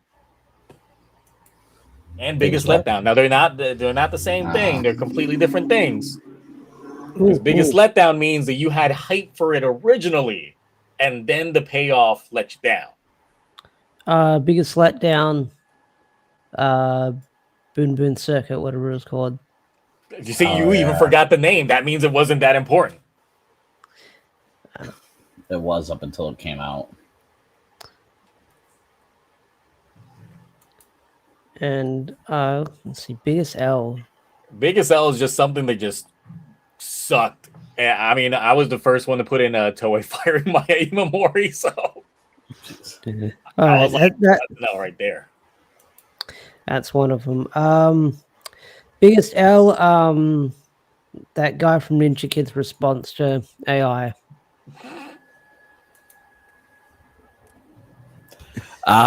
Do I say it? Do I say the Power Rangers fan project that's not Ninja Kids related but still has AI? Yeah, go ahead. Mythos Force. Oh, shots fired. 100%. That blew up. That blew up. I had no idea regarding any of that until Mark mentioned stuff about it before we went live. So we'll have to talk about it off screen because, like, I'm. Yeah. You're knee deep in it too? Pardon? Are you knee deep in the drama too? I'm busy with work, so I know of it. I don't keep up with it. It's not much. Never mind. Yeah. What's another L I can think of? Let's see. Did anything Gotcha related come out this year? Was Graduations this year? I think it was. I think it was. I think it was. Oh, fucking shit. God, graduate. Oh my God, that opens up so many more L's if that's the case. The possibilities are endless now. Because that was... Yeah, that was February of this Oh year. my fucking God, that was this year. All right, boys, you know what to do. Start putting up all those graduation things in the Toku Awards. Because that shit. Whoa. There was also, but like literally every scene could be in a category of it, because that was. There was also that means Dark Revelations Lactis was also this year too, and I just wiped it out from memory because it was just that bad. Was that? Yeah, because that was earlier, wasn't it? Like beginning of the year, maybe. I think it was a little bit after, because I remember we watched it during the summer. I think.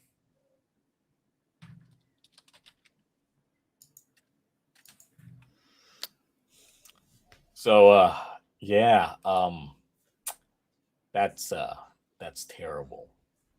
Godchard gets to live again in terms of a lot of these bad things. We just revitalized all the categories. Oh yeah. Spanner's about to get nominated again for a lot of shit. It's like we rarely have 2-time winners. What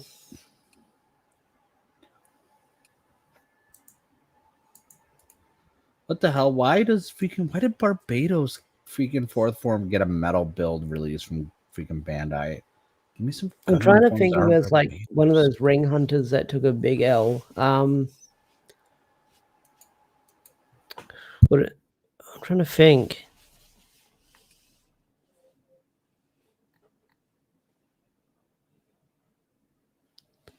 I mean, there's a bunch of other categories, but they've already got like a lot of suggestions because we've got things like best guest star, best comeback. Actually, I think best comeback and worst comeback need some more in there because that would mean that it's someone that's reprising their roles coming back for show, for thing. Wait, can it be a different character or? Nope, because that would be a cameo. So that would be best guest star. Okay, because I was going to say best comeback. It's going to be Go Buster Blue as Ray and Gojuja. No, that would go in the guest star category, which we've got a good amount because Gojuja had a good amount of guest stars popping in there. It had a lot, and then I feel like it kind of... But there's other that I threw in there as well because for those that were watching Batar, we had Masahiro Inoue pop in there as Dark Batar. So it's just like, there we go. That's one. But a lot of them do tend to be from Goes Uger. Yeah. Speaking of, did you pre-order those Batar figures off of tokullectibles? No, just the belt. Oh, the figures are still up. They're the quality for $50 each, and they still have pre-orders available. I would. Well, I found some STLs for the Batar suit, so I've got other plans. So I got big new 3D printer and big new ambitions now. I need you to send me those STL files on Discord. Like I am just like I will possibly set up my 3D printer because I found a website that is from China and it's just people just freelancing 3D shit. And so I was just like, ooh, and these are all free. Save. So I was just out there saving. You don't have to debate the Batar belt. Get it. It's cheap. And it's CSM quality. That's cheap. It's less than $100.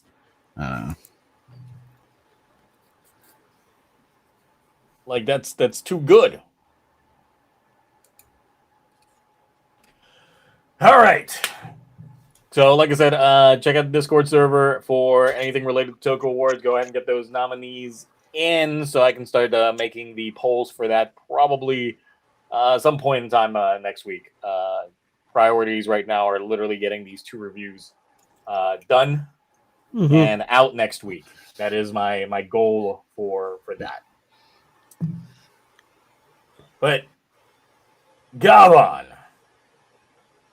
since we last talked, we've gotten more than anything because before we didn't even have poster. We got posters now. We got teaser now. We've got all this shit now for Gavan Infinity. Where's your hype meter at? Given everything that they've been showing for Gavan Infinity over the course of the last couple of weeks. Ooh. Like on a scale from 1 to 10, where's your hype meter at? A 5. 7.5. 3. I look, you can't give us the expectation. Look, this is what's going to replace Sensei. Here we go. Like I was already not hyped about it before this when they told us that it was going to be Gavan because I'm like, again, you're going to try again. It's not the Gavan itself that I'm hyped about. That raises up to a 7.5. It's Metal Hero in general as the subgenre of tokusatsu. But it's not because they've acknowledged that Project Red could be anything from Toei's backlog. Oh no, but let's face it. What else do they have besides Metal Hero? A lot. Like in terms of franchises, not a lot of franchises, but they did have a lot of Toku. Like I'm saying for franchises. Yeah, but that's the thing. It's like the franchise, it's mostly just that. But in terms of the tokus that they have available at their disposal, they have a lot of toku outside of those. Let's just say hypothetically, Gavan Infinity does really good, and then all of a sudden, we got B Fighter coming back.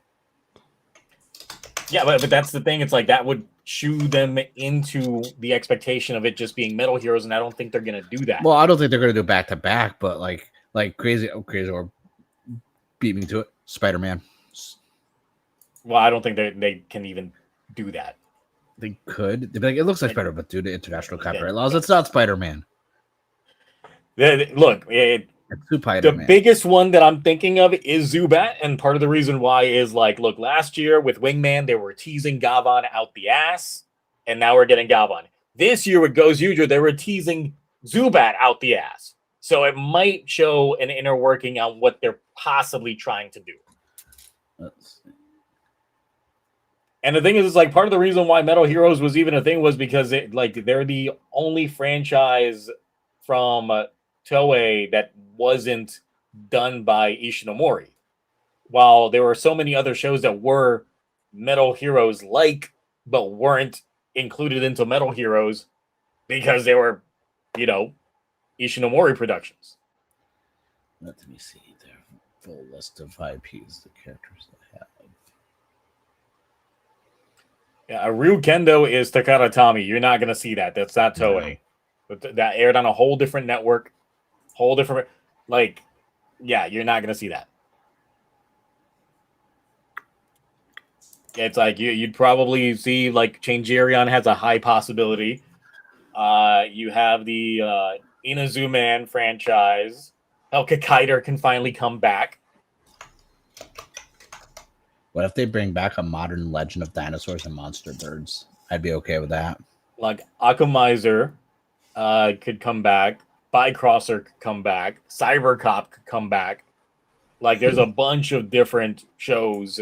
Like if they're trying to dig through the well of all the Toku shows that Toei's got outside of Metal Heroes, they've got a good chunk. But that's the thing. It's like everything will just continue just being a regurgitation of something that just came before. It'll just continue being essentially Anniversary Fan Wank, the franchise. I forgot about this. Because even then, it's like, you say a revitalization of Metal Heroes, but even when you look at the suits, it's like previously we were looking at like the RoboCop design for the reboot that we had some years back. But now that we've got the Gavan suit in its whole, how are you feeling about it in comparison? I mean, it's okay. It looks cool. It's okay.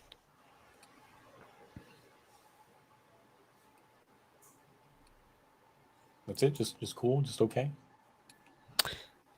Yeah, I like a lot of Metal Hero designs here and there, but I don't have a lot of attachment to Metal Hero. It's like I know that they show up in Power Rangers sometimes. They were in Gokaiger and Go Busters and that one Gaim episode where they move away from the action happening just to promote another show. Yeah. Like I'm not the biggest Metal Hero guys, but I'm aware of it. Let me pull it up here so we can just look at it.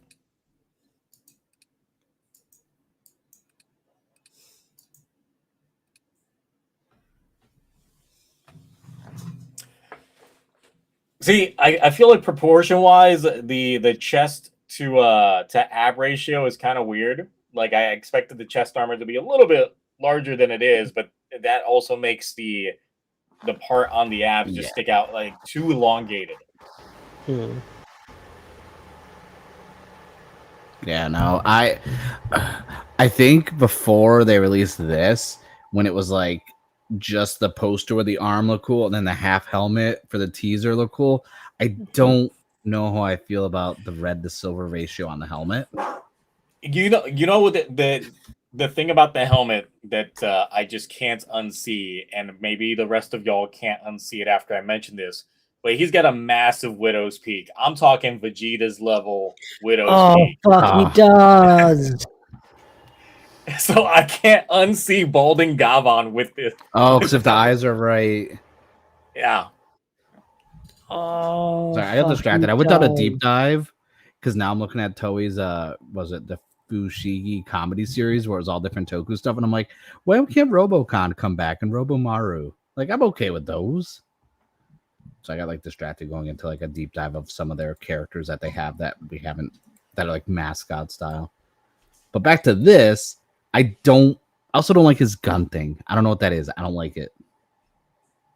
Like, I don't know what that is.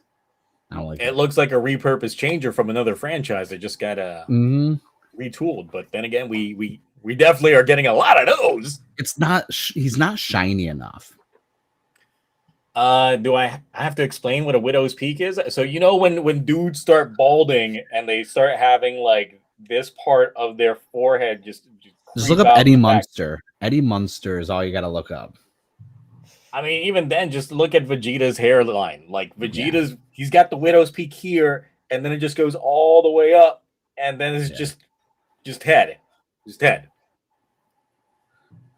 You don't see the peak. It's right here. No. This is the widow's peak right there. And then since it goes along the backside here, it's like this black part would just be balding. See, if it didn't have the visor here up front, like the red part, then I can completely see it being Deca Red, because that literally would be Deca Red's helmet if it just did not have this red banner here. I know who you're talking about, Orb, because I like Dogender. No, this is not an AI pick. I don't believe this is actually like they've actually released it a whole bunch of like actual photos. Like there's been set leak photos. The trailer showed like 3 different forms. I just or 3 different Gavans. This is the weakest of the 3 different ones for me. The color scheme I like, but it's just if that white or silver wasn't there in the middle of the abdomen, or if it was like wider and spread out more, I would like it more. It makes it look like elongated too much. It makes the whole diaper thing look off like awkward. Why is the red line covering the visor? The red line is the visor. What are you talking about? That's what sets it apart.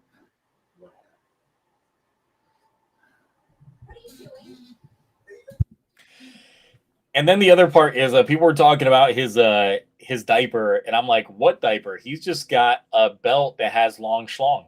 That's it. Yeah. Like if he crouches down, that thing's not going completely around. It literally is just part of the belt. That's definitely a belt design.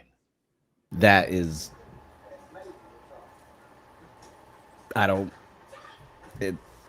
futuristic like sports cup. Like I don't think you know what a thong is. This is not a thong. No, that's just. I feel like if the torso was the chest was like a little bit lower, and then whatever that waist thing was like lower, and the red was from like the upper quads was closer to the belt, I feel like it would look better. It looks like a soft vinyl that got too.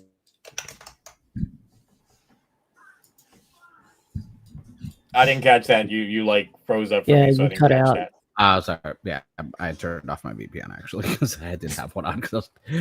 No, it looks like you took a soft vinyl of the figure and it got warm and you stretched it a little bit. Like he looked like some of the pieces don't look like the quad, like the leg guards, if they were closer to the belt and if the chest was lower down and it wasn't so spread, like it would be better. There's too much void of space between all the armor pieces.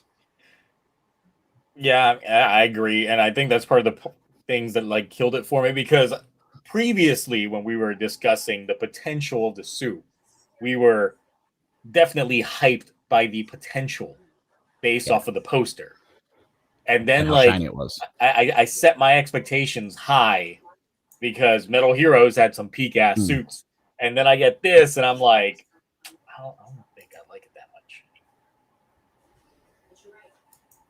It's also not shiny enough.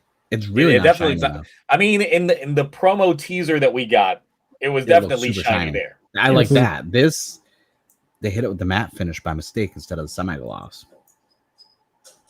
Like, it's like how's that going to work in the prospect of the show itself? It's like we're going to have action suit and then close-up suit that's going to have all the nice finish to it. The show could end up being really good, so I might have to like walk this back down the line. This looks kind of like a high production quality fan film suit.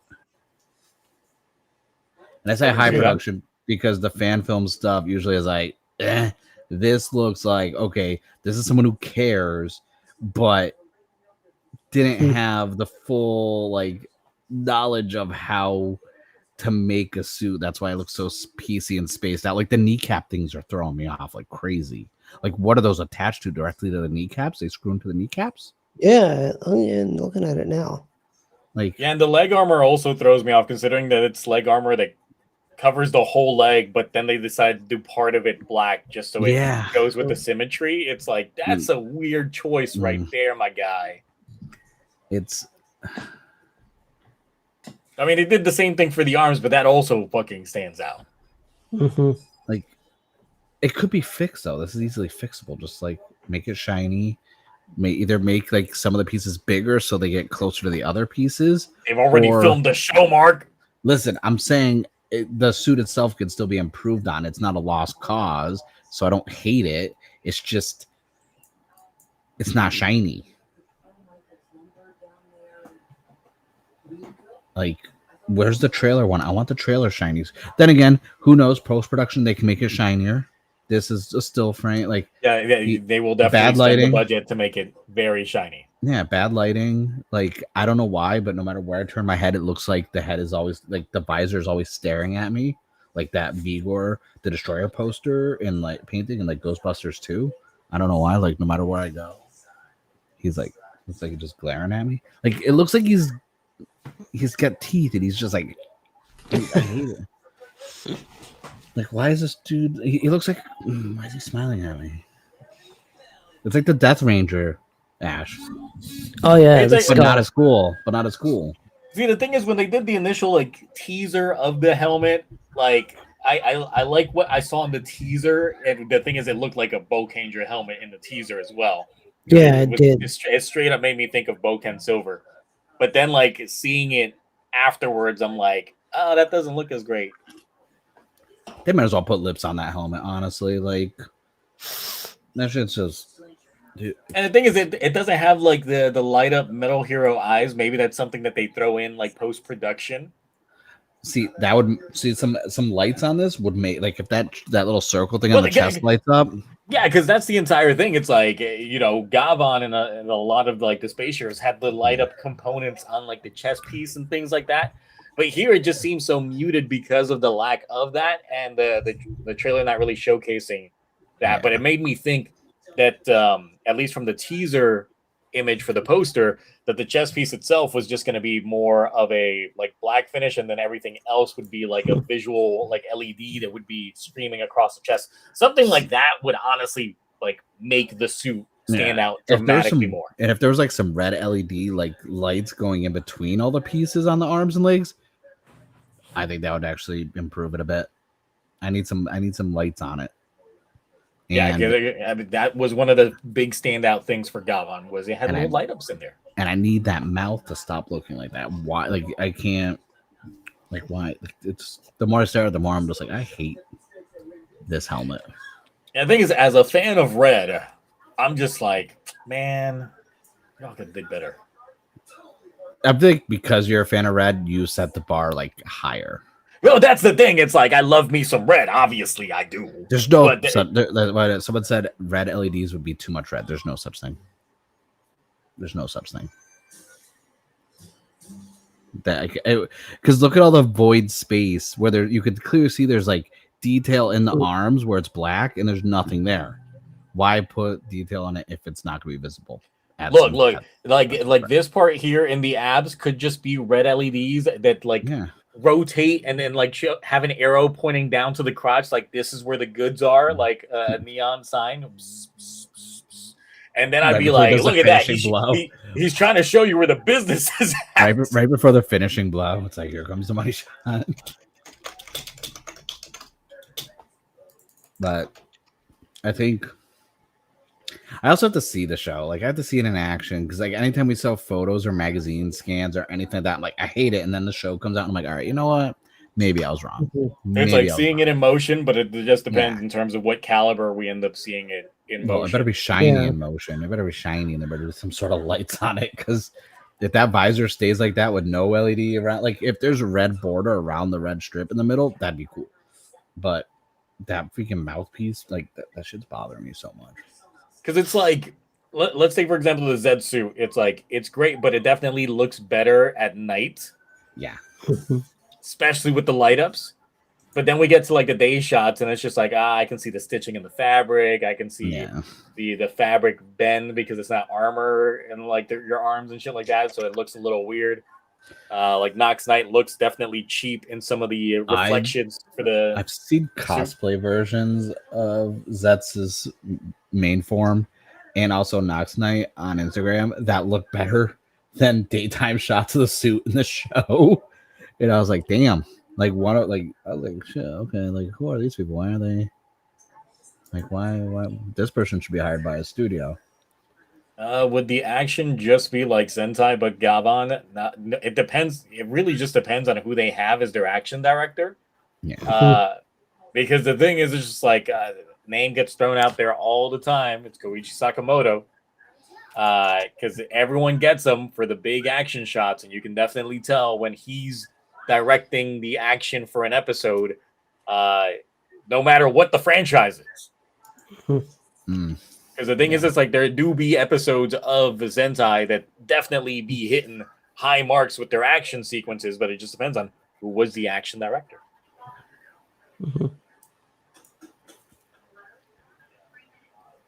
I wonder if Gavan Infinity would be an anti-hero protagonist like Kabuto Decade and Geats.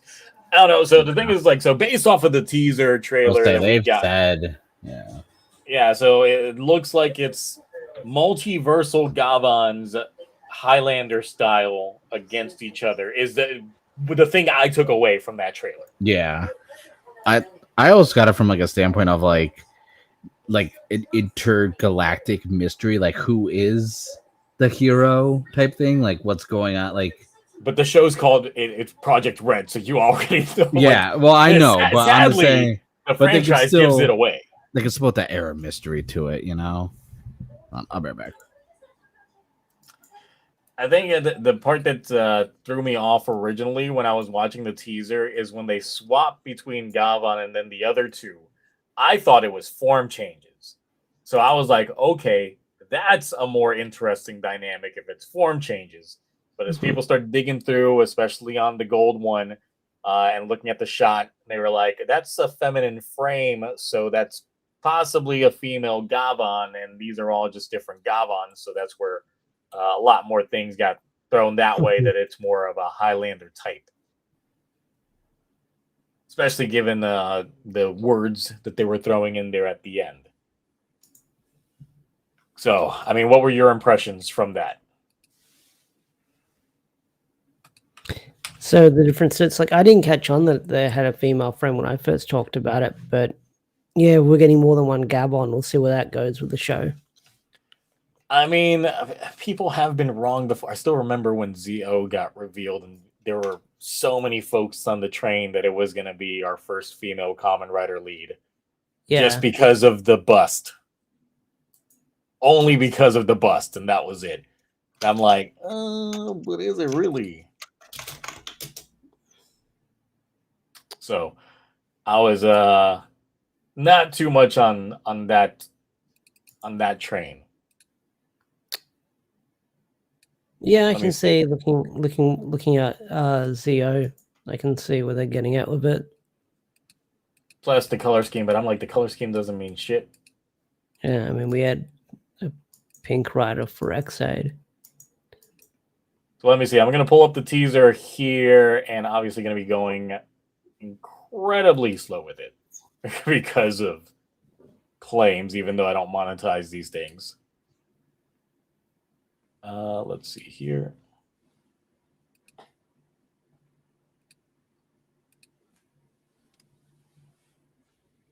So obviously going through a lot of these shots that they've got. It's like, oh yeah, you can see there's a lot of reflections there. It's definitely shiny. It's definitely shiny.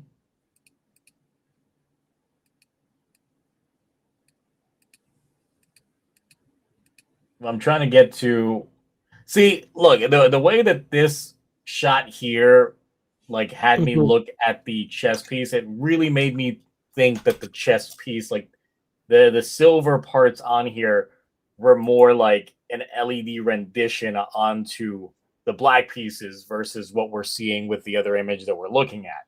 Yeah, that we were looking at earlier, and that would have actually made it look a lot more sleek if it was just, black fiberglass, and then that part there was an LED going through the chest and the arms Mm. would definitely feel a lot more Gavanish.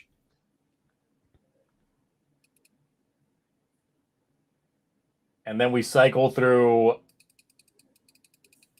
the base Gavan. And the thing is, it's like that definitely looks like it's got a lot more of a shine to it, meaning that the one we were looking at is likely the action suit done for a lot of far away shots versus this is the glamour suit that we're all going to be seeing the close-up shots too.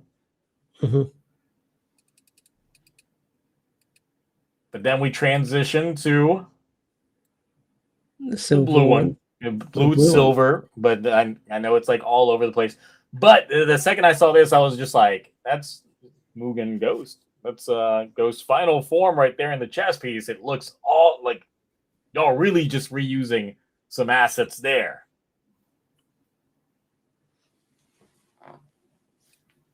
But I mean, it looks nice. And then the gold one, which I do like the chest piece for this one a lot because it was giving me King Ranger vibes. Mm-hmm. Oh yeah, that like the I guess the shine for the gold one. Like I'm definitely getting King Ranger vibes for this one as well. Like the I guess like the little things on the black on the armor, they're the vibes I'm getting from it as well. Yeah, I know. The second I saw this one, I was like, yeah, I need proper full body shots of this. Even though I think the rest of the armor is just the same as the other Gavan, they're just changing really the chest piece. Mm-hmm. But let's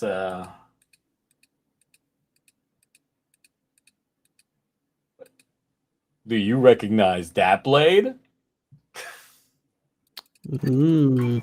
That looks familiar. I know. It almost like there should be some sunglasses.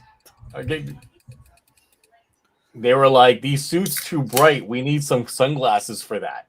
You're gonna have a lot of stuff for kit bashing in the awards next year. I already know that this show is gonna be the epitome of of all the retooled suits. Yeah.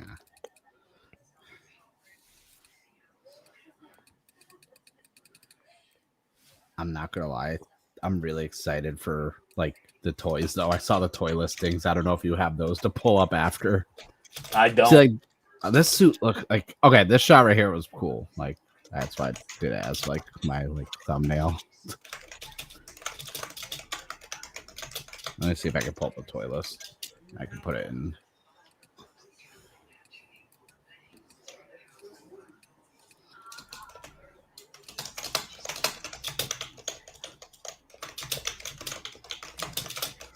Yeah, and the thing is, everyone's pointing out, especially looking at the gun, hey, we've got another Tegasword situation here. Because that's clearly feet.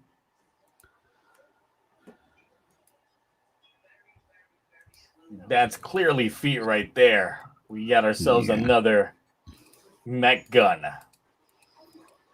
I put the toy listing in private chat.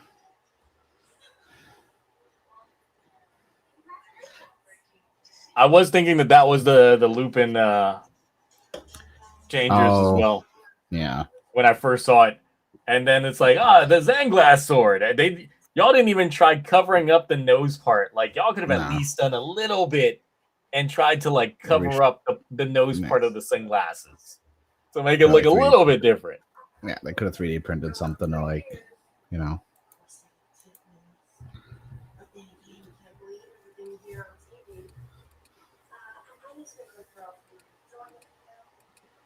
But yeah, that is Ortiz for Gavan Infinity, and it I mean, seeing the other suits, like I was more hyped when I thought that they were form changes for Gavan, but as people started going, it's like, yeah, it's multiple Gavans. I was like, yeah, that doesn't get me too hyped. Yeah. So it is that. But yeah, chat, if you were to rank your current hype for Gavan Infinity on a scale from 1 to 10, where is your hype meter on that currently? I'm still gonna say 7.5, honestly, because like the red aside, it's like that gold and that blue. The chat like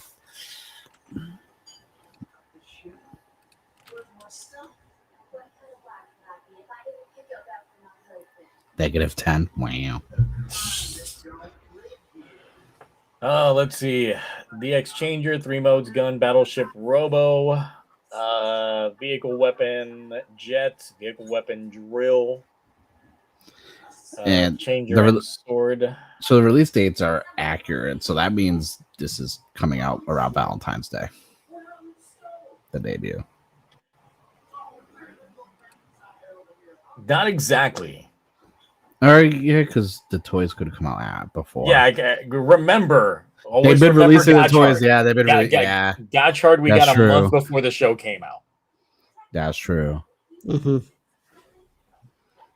So it's like I wouldn't trust that. They're trying to give me during tax season. That's what they're trying to do.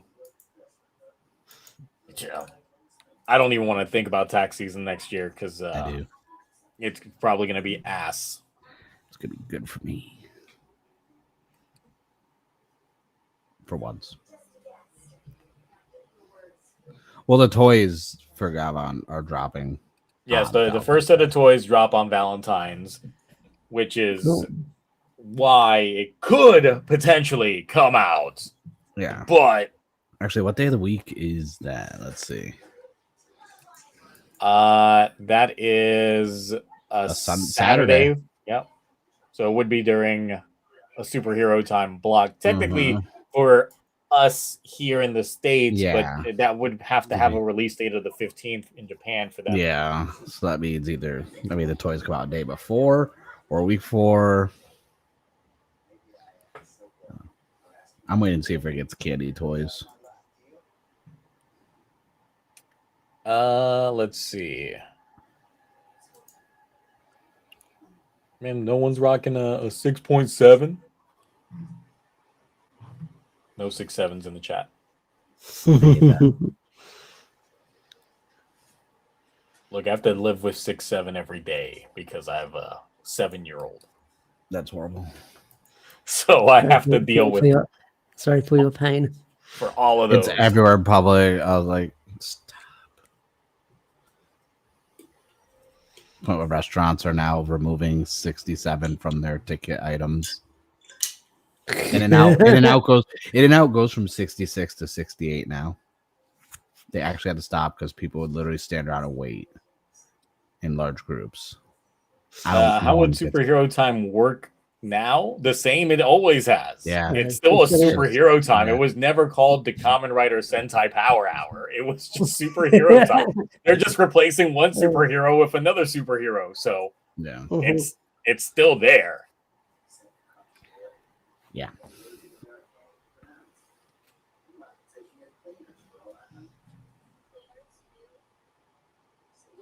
It's just whether or not it's going to actually end up being lucrative or not. Well, we'll see. We'll see how the ratings and shit. I mean, I don't doubt that there will be a lot of curious people during the first episode, but it just depends if it falls off like early on or not. It really, or if they try doing too much with the first episode and then they grind to a screeching halt with the second episode. I'm curious about distribution because Tokushoutsu and all they're retweeting like everything that's been announced for this. I don't doubt it. And I'm like, this is the worst kept secret. Like, why are you liking and tweeting out stuff? It's like they tweeted more about Project Red than they have about Zets being live on their own YouTube channel. Look, they even started putting up the Zets episodes on Sunday as regular like VOD drop. Oh yeah, no, yeah. Before the 24-hour stream is even done, I'm like, wow, you guys are also really not caring too much anymore. Yeah. You're like, hey, we got it already. So it's there. Yep. So yeah, I think the expectation is that there is like a 99% chance that this actually does have worldwide release. Oh yeah, no, I mean, they did post it on the writing's on the wall. Toei. What is it? The Toei Tokusatsu World Tour, whatever they call it.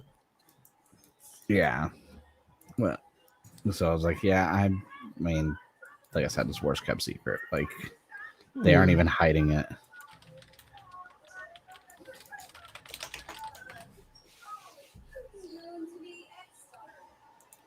See here. Will it be on YouTube? It will likely end up being. If it's most likely. They're gonna do it. So. Yeah. And then they'll somehow mess that up, and no one will buy any of the physical releases for it. Yep. Discotheque Media would never. I miss Discotheque Media. I miss that. Like, they need more. I need them to get more releases. Like, Tokusatsu ain't doing shit right now. I mean, I'm really not a fan of how Tokusatsu does their distribution anyway. So no, they really, from a business perspective, and we have this conversation every time. From a business perspective, I don't get it. I don't get how they can even be profitable in the way that they're running things. Dude, the fact that they dropped a 0-1 marathon the day before it came out, they did it with Geets, they did it with freaking Ryuki, they did it with Kuga. It's like, why are you dropping marathons the second, like, as a celebration of your physical release? That's not how you sell. That's how you celebrate physical release. We're gonna celebrate a physical release by streaming it for free. Yeah, and then not including any of the specials or movies or V cinemas. It's like, what was the point? Anyone can ask questions. It's just whether or not we choose to acknowledge it on the stream. It's a good point, honestly. God forbid anyone super chats nowadays. Yeah. It's been like, God forbid Orb doesn't show up with all his alts. It's been burners. Months. Did the others? What others? Me? Like how we have our names. Like the other. What others? Yeah, we have names. We talked about the Gavan movie way earlier. My name's Deoxy. So I'm Mark. No, my name's Aaron Shonky. How's the color grading going? I'm working on it. Oh, I shouldn't joke. He's been all right. So I mean, I'm just gonna quickly let me get this image back out here as well. So y'all saw the new writer girl? Yeah. It's whatever. What you think? Yeah, I don't watch any of that stuff because, like, that's the issue. It's fucking Girls Remix, like Outsiders and all sorts of stuff. I never I download them for like, you know, because I curate everything, but it's like I don't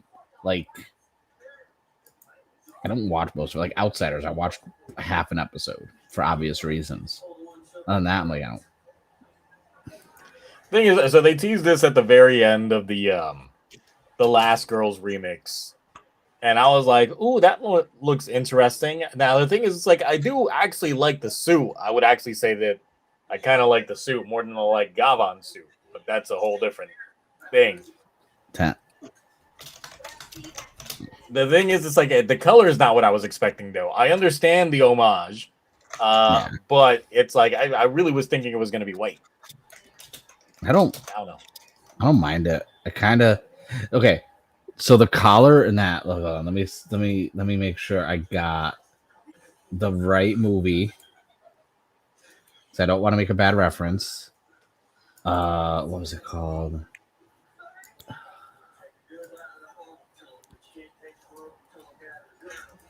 And the thing is, it's like, so the helmet, the visor for the eyes being joined as one piece does give me a little bit of Go Ranger, like the, you know, Aka Ranger's like entire like visor, not visor thing that he had going on. I'm gonna ruin it for you.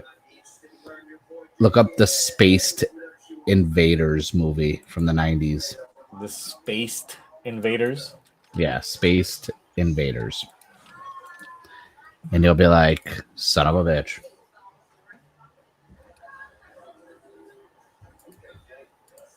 It's the first thing that popped in my mind. Because of the collar and the way the helmet. I can see it a little bit, yeah, but I don't. That's the first thing that popped in my head. It's just because the collar on it, with that way the antennas are on it, I'm like, that's all I see. That's peak 90s cinema. Yeah, she does have the hair coming out the back, so yes.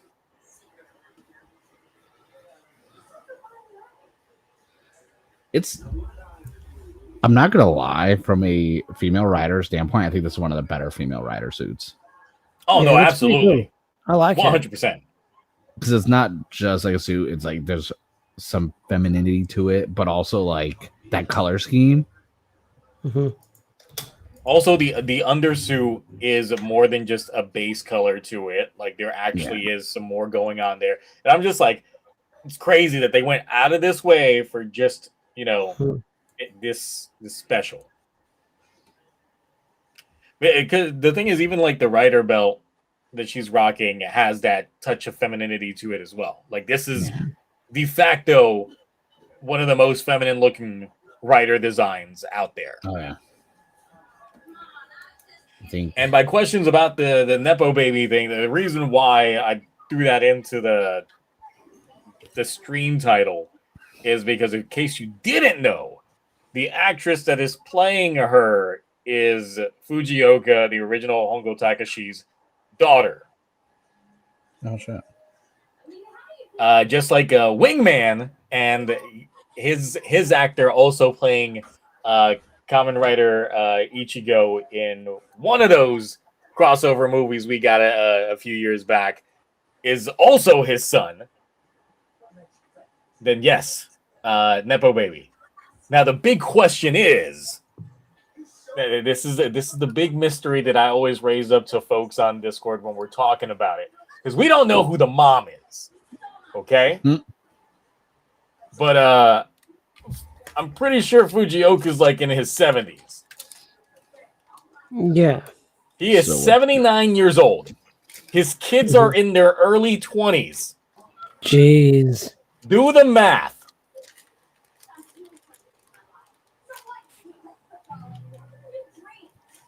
Well then. I mean, exactly. He is 79 years old. His kids are in their early 20s. Listen, as someone who's approaching that age, myself,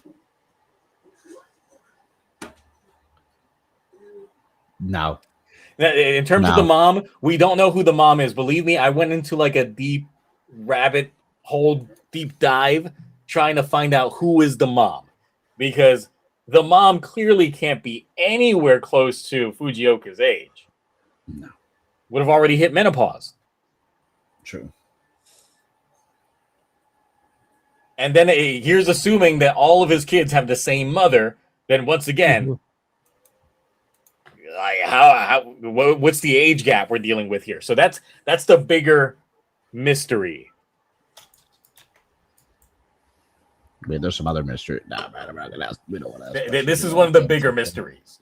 I'll say I'm not asking questions I don't want the answer for. If only that cyborg energy in his body could work towards his hair, but that's not the case. His hair looks like it's been through some burns. It doesn't have the volume it had to before.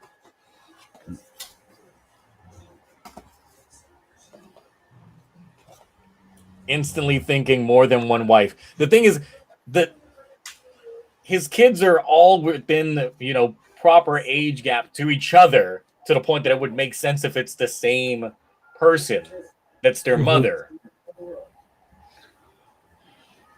It would be more crazy if there was there's a 15-year age difference between all the siblings, but no, that's not the case. They're all young.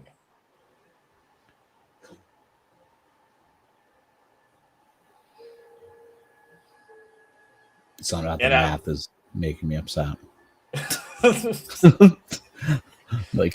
I don't like this anymore. These kids weren't even born when he was Sega to Sanshiro. Which is crazy to think because his son technically replaced him as Sega Sanshiro a few years back. And I'm like, that makes no sense. You were born after Sega to Sanshiro blew himself up saving like Sega's HQ when the Dreamcast was coming out. You shouldn't exist. So it transcends tokusatsu and starts getting into commercials from Sega now.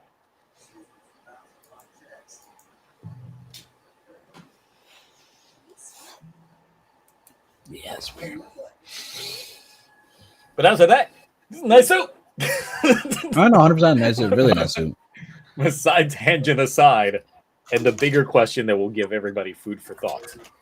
The thing is, I'm still not gonna watch this. I'm still gonna watch it. I haven't watched any of the other stuff before it, so I'm like, I don't want to have to watch other stuff.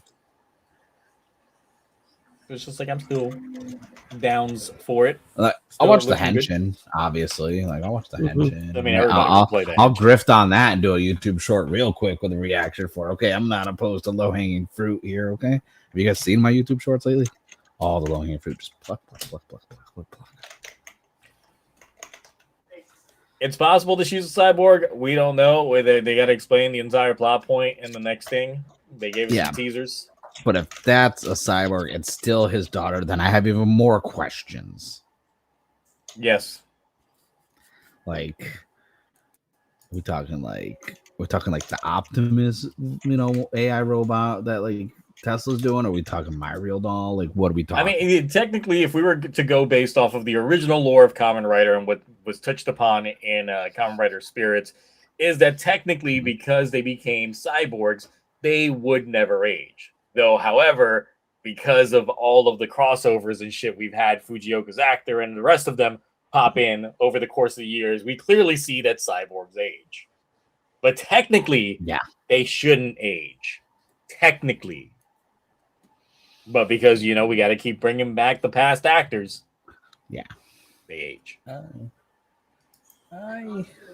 She's 20? And he's 79. Jeez. Yeah. And he's 79. Both the kid. In case you're wondering, he's 79. Someone Depop really wants your style. I have so many questions. I don't ask them. Just trust me. Like, I'm just keeping I'm keeping the questions to myself. Just say they have fake skin. Not exactly. Look, I mean, back when they made like Super Ichigo, part of the reason why they did that, which I actually did like the Super Ichigo suit, was to fit Fujioka's body now the way that he, has aged, because them bones gonna calcify and then you're gonna, spread out, especially if you were, big buffing for a while. Like, you just don't go lanky. You're gonna have that Rocky Balboa syndrome. It's like you punch him in the chest. It's like, oh god, it's like hitting a brick wall. It's them calcified bones. No judgment, but who's the mom? That's the question. Who's the mom? That's the biggest question. We're gonna open up this entire thing of Kamen Rider Unsolved Mysteries. Who's the mother to Fujioka's children? That's gonna be a V cinema. Like, according to the wiki, the actress was born in Germany, so Not touching that. That doesn't mean anything. Oh wait, is that the character? With his age? No, that's the character. No. That's the character. That's the character. I take that back. No, I have so many questions. Yeah, see? Like I said, it's the question that I always bring up once we start getting into Fujioka's kids. It still bothers me to this day. Yeah, I don't know. Mom is the friend of what the audience made on the... What the fuck? What? You mean the mom is the friends we made along the way? I You did just not give birth to manifested that. these babies? No. Nope. No, thank you. Pass.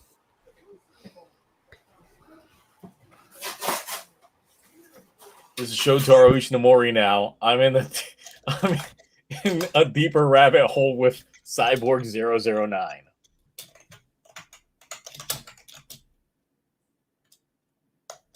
I mean, I bet she likes to keep private because, I mean, I think if people saw, like, imagine if Fujioka was actually married to someone who is, like, now in, like, their 40s.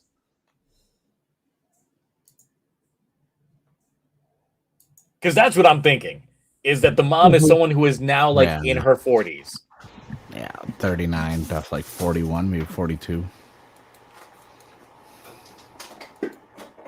Because if that's the case, then yeah, this was a close to 60-year-old man running around with either someone who was like 18. Oh my god, the ending of Kamen Rider the first was a sign. I mean, the next was a sign. Anyone who knows what I'm talking about and saw the ending of Kamen Rider the next, I think Inoue was trying to tell us something. I'm just saying. I'm just saying, if you know the ending of Kamen Rider the next. I don't remember off the top of my head. I really don't. So at the end of Kamen Rider the next, so Hongo's character, who in the first movie had a love interest that was Hayato's like love interest before, well, his fiance, almost fiance, before he ended up getting just completely remodeled by Shocker and having a new identity and shit like that. He hooks up with her at the end of the first, but then by the next, he's single. He's now a school teacher at a high school. No. And spoiler alert, by the end of the film, he hooks up with one of his students. Of course he does. Of course he does. And now I'm thinking, yeah, it's like, given the year that movie came out, given the age of his kids, that would have, oh my god, I think I might have solved it. Toshiki Inoue wrote that film, and I'm just like, was he outing this man? Was he straight up like, I'm going to put in a reference to what you're doing in real life, my guy, and no one's going to catch on until, like, you have 20-year-old kids in your 80s. and it's just like, shit. There it is. It just took us 20 years to decipher it, but there it was. All right. Hiding in plain sight. Yep, it was there. And that's why no one asks questions, except for me. I always ask the big questions that no one else is asking. We appreciate you figuring those things out. I read too much into it. That's what I do. I mean, that's part of the reason why people were watching my reviews back when I did them. I mean, we'll get it. And also, for those of you that are joining late, I am working on Gavu, Gozu, Catch Up, already in pre-production. Goal is to get those out next week. Zets will come afterwards. I thought I would burn myself too much if I decided to do all three in one go, especially with the visualizations that I have planned for the opening bits. That's why I need to pre-produce those opening bits before I start filming a lot of the stuff. So yes. This is also why people hate me, because I do think too much. I am an overthinker. Says a guy who keeps a Greek philosophy book right by his thing. I am a very big overthinker.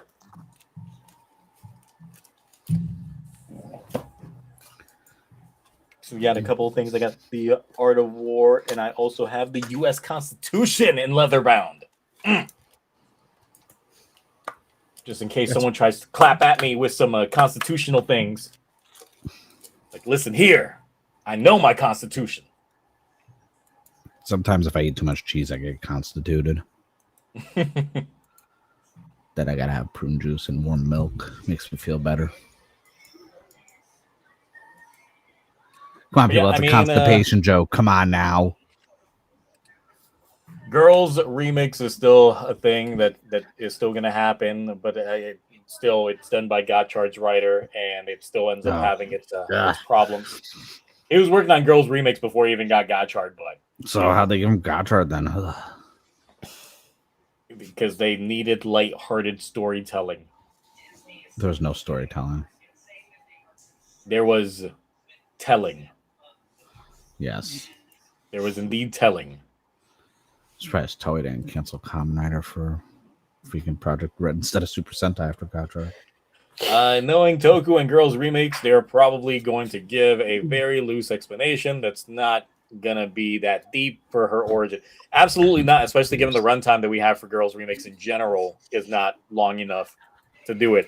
I would say, as much as I have problems with Outsiders storytelling is leagues and bounds ahead of Girls Remix's storytelling. Yeah. I don't know. How do I share stuff? But yes, it's pretty much it for what we had on the docket. Is there anything new? I've been hearing some rumors, some shit going around. Is there actually Power Rangers like shit Yes. going on? There is. Yeah. For once. Like do we have a so we have who's a team producing this and where is it gonna be at? Yeah, so the rumors were for the longest time that the people doing the Percy Jackson show were the executive producers for that show. And then Joe from the Illuminati just like popped the question saying, "Hey, are you working on this?" And they said, "Yes, we are. But it will be a while before it comes out." So yeah, because they just got greenlit for another season. They just finished the current season. So yeah. I don't know how they're gonna and Disney fast tracks their shit. So they're already going into season 3 of Percy Jackson. So Mark, you want to answer this quick question? Gotchard fans or Saber fans? For what? I guess which ones are better? Which ones are worse? If I was Spider-Man on the Brooklyn Bridge and there was a bus cut in half and one half has all the Gotchard fans, one half has all Saber fans, and I got to do the whole Peter Parker, who am I going to save thing? Is that what we're doing with Green Goblin? Because I guess I'm saving the Saber fans. Productive members of society. I mean, I also would say that, look, Saber at least had its merits. It had good villain. One good villain. Well, I mean, it depends on what your definition of a villain. Because there's one glaring villain that messed with that show a lot. There is the proper villain. Yeah. Solomon. But every time and then there's the shit one, Storius. Yeah. Dude, the actor was so good, but that was just such bad writing for that and motivations. But that actor was such a good villain actor. I was like, he could be a villain in other stuff. Why didn't they give him better motivation? But his line delivery is so good. I feel like what Mark would do, he would save the Saber fans, let the Gotchard fans fall to their doom, and then rob the Gotchard fans and sell their cards online. Well, I already have all the cards. Yeah, but you sell their cards to make more money. No one wants their cards. No, because if they fall, they got cards. He's going to be like, I got better cards here. And then he's going to pull out all the blade cards. But he's not going to throw it at them. He's just going to wave them at them. So they sink further into the water. He's just going to be fanning them. Ash, I kid you not, there's no return on investment on the Gotchard cards. Those parallels and this and that are single digits. I'm lucky when I was buying the booster boxes, I was getting the parallels and I was getting dupes and selling them for like $50, $60 because there's a new Ultraman name. He's Theo Huxtable. Wait, what? Ultraman Theo. Ultraman Theo.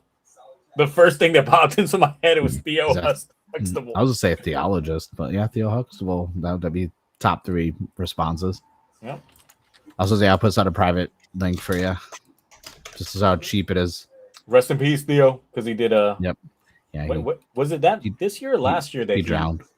No, it was this year. It was this year. Man, that was this year. Why not burn it? I don't burn any of my stuff. It's in my collection. I'm a curator of goods. Yeah. See, look, was that $21? There you go, Zio. Now you can have your Nox night.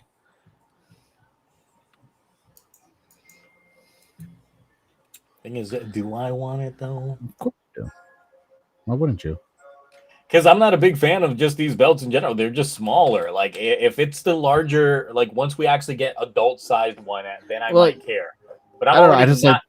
Because the thing is, it's like I don't care for the Zets gimmicks. Like now that I, bought it, got the 5 captains that I've got. From a display standpoint, I just like how that one looks to be on display more than the base driver. And since it's just a faceplate, I'm like, it looks more appealing to have that on display. Because I do like that the white and gold. I still haven't put out my Amazon display with my driver yet. I don't know what shelf I'm gonna put it on. Pope Theo. I mean, there is like Pope Theodoro, but that's like not a short name.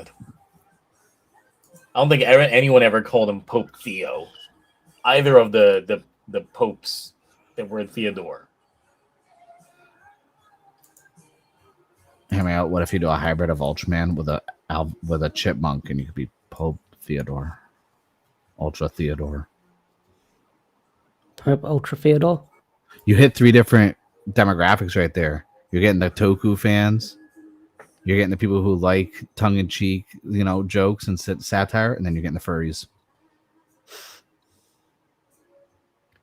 But I mean, by your definition, Mark, Alvin and the Chipmunks would be Toku. I want to say things too, but there's a YouTube TOS. And I would feel bad if anything happened to your channel. But I hope anything you try and 3D print fails. At least. Oh, believe me, the last couple have failed after like 2 days. I manifested that. It shifted. I manifested that. I hope it shifts more. Plus, they use real chipmunks in one of them, and one guy in a suit at one point, so technically it is.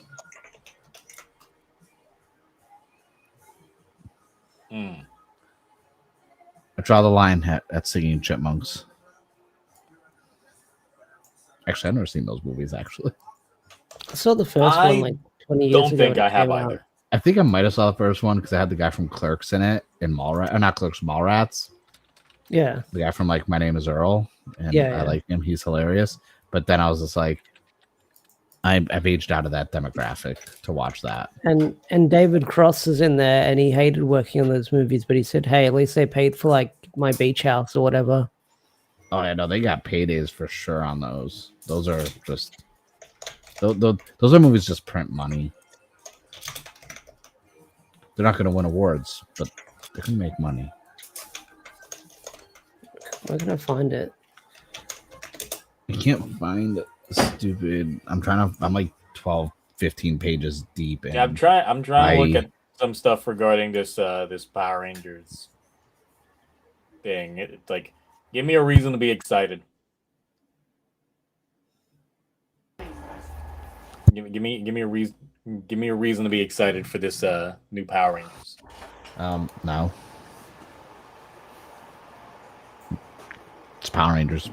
Like, until there's something tangible, until there's a poster or a casting, something official, like a trailer or anything, I do not care. Because even then, unless it's something completely original, okay, I'll be excited. But if it's a reboot, if we're going back to Mighty Morphin, I don't give a shit. I've already seen Mighty Morphin. And I feel like that's where I'm like already drawing the... Like, I can't wait for the next Project Red after Gavan be Mighty Morphin Power Rangers. Could you imagine? No, they used the 2017 suits.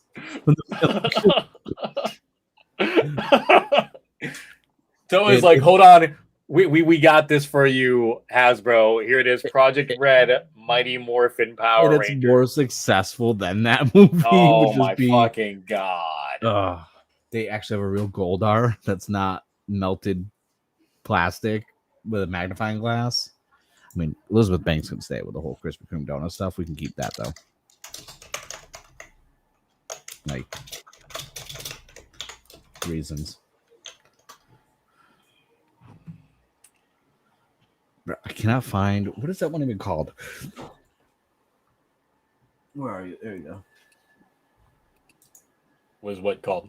The Technolome form for Zets. I need a duplicate of the Soto for it because they dicked me over. They did what they always do, where they're like, "Hey, these 2 boxes can make 3 forms, but you only have enough to make one of them. So go buy some dupes." So I got to buy another duplicate of these 2. Plus, I need to buy a duplicate of his regular base form for Blue to have the 3 forms total. And I was like, "Wait, Isn't that like back when you had to deal with the Geats ones too?" the Geats was bad because they would give you 5 helmets in one box and be like, okay, now go, and they would have the other pieces. So you couldn't just buy 1 box for the rest of the body. It would be the waist down. So you have to buy 2 boxes. So 10 boxes total. And I'm like, and in case you're wondering, this whole shelf, and I have a box because I haven't finished putting them on display. I have every entry form for every character because they released every character, even if they weren't even fully in an episode. They were just in the background or on the scoreboard. They released every fucking one. I have over 20 entry forms. I can't even name 20 characters, riders, and Geats, but they have they have 20 entry forms. Actually, there's 22, but it's annoying. Well, the only thing I care about is my brother was offloading some shit. I've seen it behind me. Listen, I saw that photos. Titanus. You see that? Look, see that Titanus? You know, I saw that earlier. And that's the original release. That's not the Bandai Legacy, the Legend Legacy one, right? That they did. It is the one from the OG. From the no, it is the Legacy one that they released over 10 years ago. Because I have the Legacy in the box because I've told the story before. Toys R Us was closing down. Yeah, no, it literally says only at Toys R Us on the box. See, I didn't see it. I just saw Titanus and I was like, I hate that guy so much. Yeah, but no, I was surprised like how good it actually was. Do you have the other ones?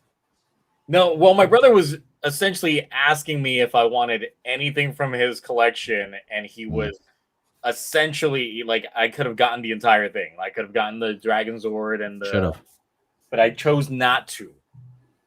You're so nice. Well, if he has the box, the Dragon Zord goes for 500.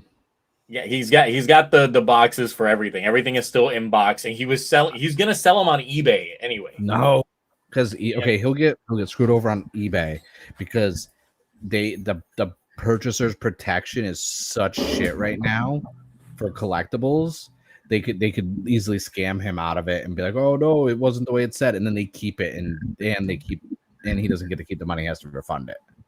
I don't think he cares about the money that much. He's loaded. Good. Tell me what website. Tell me his eBay username. Because look, if you just go on there and just see like the Legacy Collection, Dragon Zord, and the original, like. Well, I assume his are opened. Well, yeah, so that's why I want his. I have sealed ones, so I need opened ones to put on display. His are opened, but he literally is very meticulous with his entire things because I also got his Solo Chigoken Dankuga, which is here. Nice. And he gave it to me in the box. Everything was still individually wrapped. He kept all the wrappers and everything. So maybe it's because I watch a lot of murder documentaries. And Dexter, like, is your brother a serial killer? No, but he is military. Legalized serial killing, nice. My dad always calls it because he was in the military. He's like, yeah, we're serial killers, but it's legal. I'm like, oh, cool.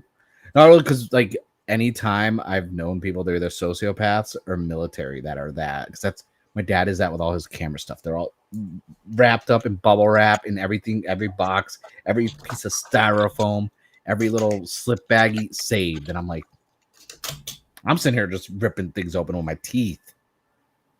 I mean, I will keep the boxes, but it's very rare that I would actually keep the individual baggies.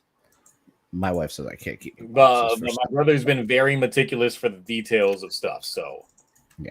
So essentially, he was giving away a bunch of different things to me. Like he was just giving me first dibs on some things. He even had some wall scrolls, and I was just like, I'll take a couple of those wall scrolls. I'll put them in my bar, which I did. Get the G Gundam and the Gundam X ones over there. And then he hit me up the other day, trying to give away one of his master grades that he had unbuilt, and I'm like, bro, I still got master grades in Ugh. my closet that are older than my son that I don't haven't even even built yet. I don't want to talk about it because, well, you know, because I bought the perfect grade Banshee Norn Yeah.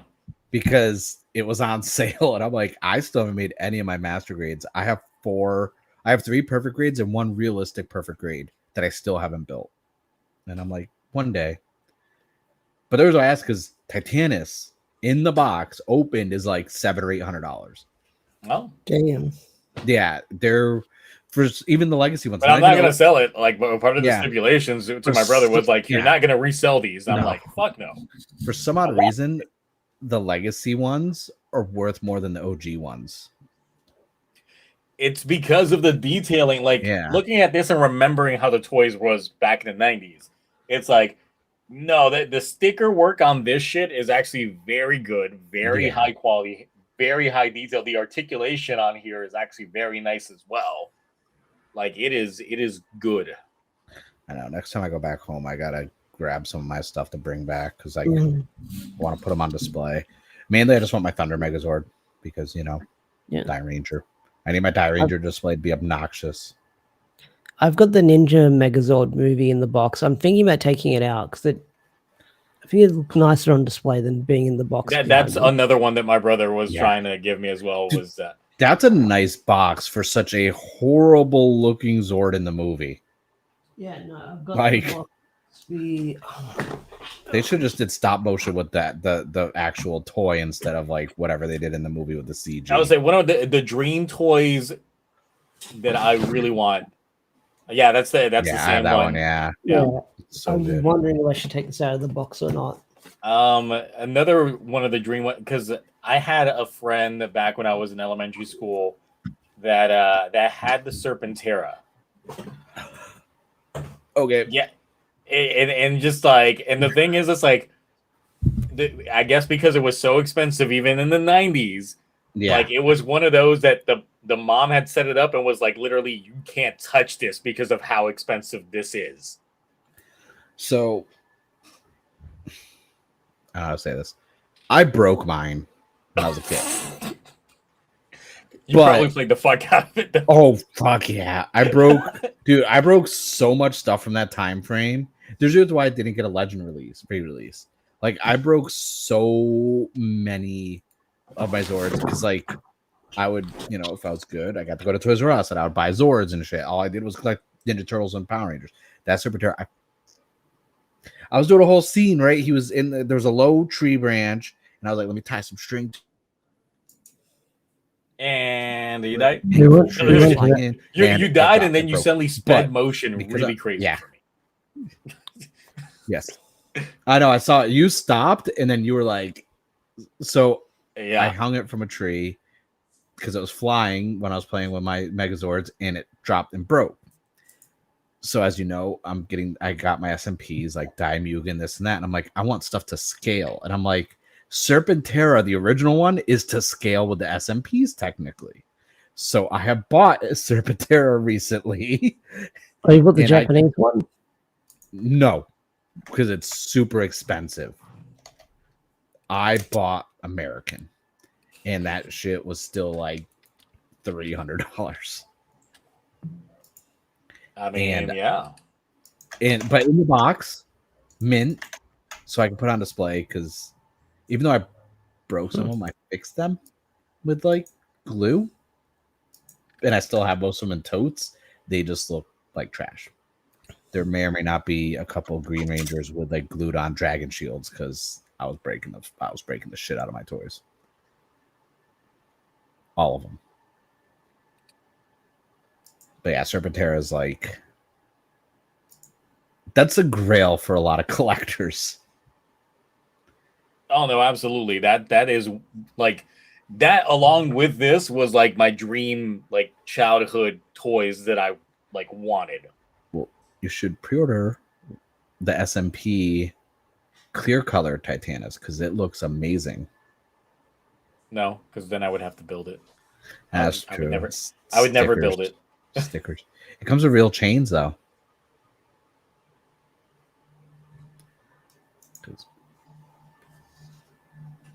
what's that other Megazord? Not the Thunder. Was it the Shogun one that was the weird little 5 like humanoid robot? Yes, it was. Yes, that's another one. I Yeah. like that one. Is that the Yeah. Go Techie one? I don't know. I forget their names when they're Yeah, the Muteki Shogun. the Mutai. Yeah, that one is just like one of my. That one's up there too. That one's one that I've seen anytime I go down to Pensacola and go to Hyperspace Toys. They actually did have that one there. It breaks easily. But that's the thing. It's like it is definitely one of those Zords that it's like there is nothing going on there. It is because mine big broke. chungus. Because you gotta like put the arm, pop the arms in, and then you gotta like slide down like the little shoulder chest piece areas to like, and they broke easily because I broke mine. So see, this is what makes me wish that like that, you know, back when Hasbro was actually caring about Power Rangers, that they went beyond the Mighty Morphin and like gave us some of these other Zords, because like I would kill somebody for a Super Zeo Megazord. I'm just saying. Well, that's the thing. They tested the waters with that Lightning Collection Zord, and then they never did anything after that. I mean, I got the articulated, just already like assembled Zeo Megazord. I bought it years later as well. Because I was just like, it's articulated. It is larger than the original one was. I'm like, I'm all for it. It's weird. As much as I like Zeo and watching as a kid, I don't think I got I don't think I got the Zord at all. The one thing I got from Zeo as a kid, and the only reason why I know it because we got it from Salvation Army, was the fucking warrior wheel thing. Oh, God. That thing. I had the figures. I just never got the Zords. And then for some reason, I got the Turbo Megazord. So I don't know why I skipped Zeo and got the Turbo Megazord out of all things. Because Salvation Army is also how I ended up, like as a kid, we got Tor. But it had like the stickers already removed on there and shit like that. So Tor is... I think the only time I actually ended up getting a proper Megazord was years later when I got the Voyager Megazord from Power Rangers in Space. Which the only reason why I got it was because I was a runner-up during a Fox Kids mail-in contest. Oh, nice. I never got Tor. I mean, obviously I have Damugen now as from the SMP line, but Tor was always like, because like, I had everything else, and I was like, I need to have them on top of it, and I gotta put the Tiger Zord inside of it, and it's like, never got it. It's because that was also a time frame where like, even though a lot of the documentaries that talk about Toys R Us and the Power Ranger toys, that time frame, the Tor stuff and this and that, the bigger auxiliary mechs and carrier ones were selling out constantly. I'm surprised I got Serpentera. Like that was like a Christmas gift, and that came out well before Christmas. I don't know how they hid it for me from that long. That was not a small box either for a 7-year-old to like carry around. It was as big as me. I'm like sitting there like, yes, just the best thing ever. I'm gonna go over here now, you guys. I'm gonna go in the corner. Samurai Megazord was my first. I actually ended up buying the Samurai Megazord from Power Rangers only because I was like, well, I'm not going to import fucking the Shinkenger shit, so let me just get this American one. And at the time, actually, I was surprised because, once again, this is Toys R Us. Rest in peace, Toys R Us. They're coming back. That's what they always say. It's still a thing in Japan, though. Was during the time of Power Rangers Samurai that they actually brought fucking SH figure arts. No, I remember that. Because the thing is, the Shinken Red and the Shinken Gold SH figure arts that I own are actually the ones that were in Toys R Us at the time. And I'm like, oh, if only you guys kept on with it. All the SH figure arts and just released them.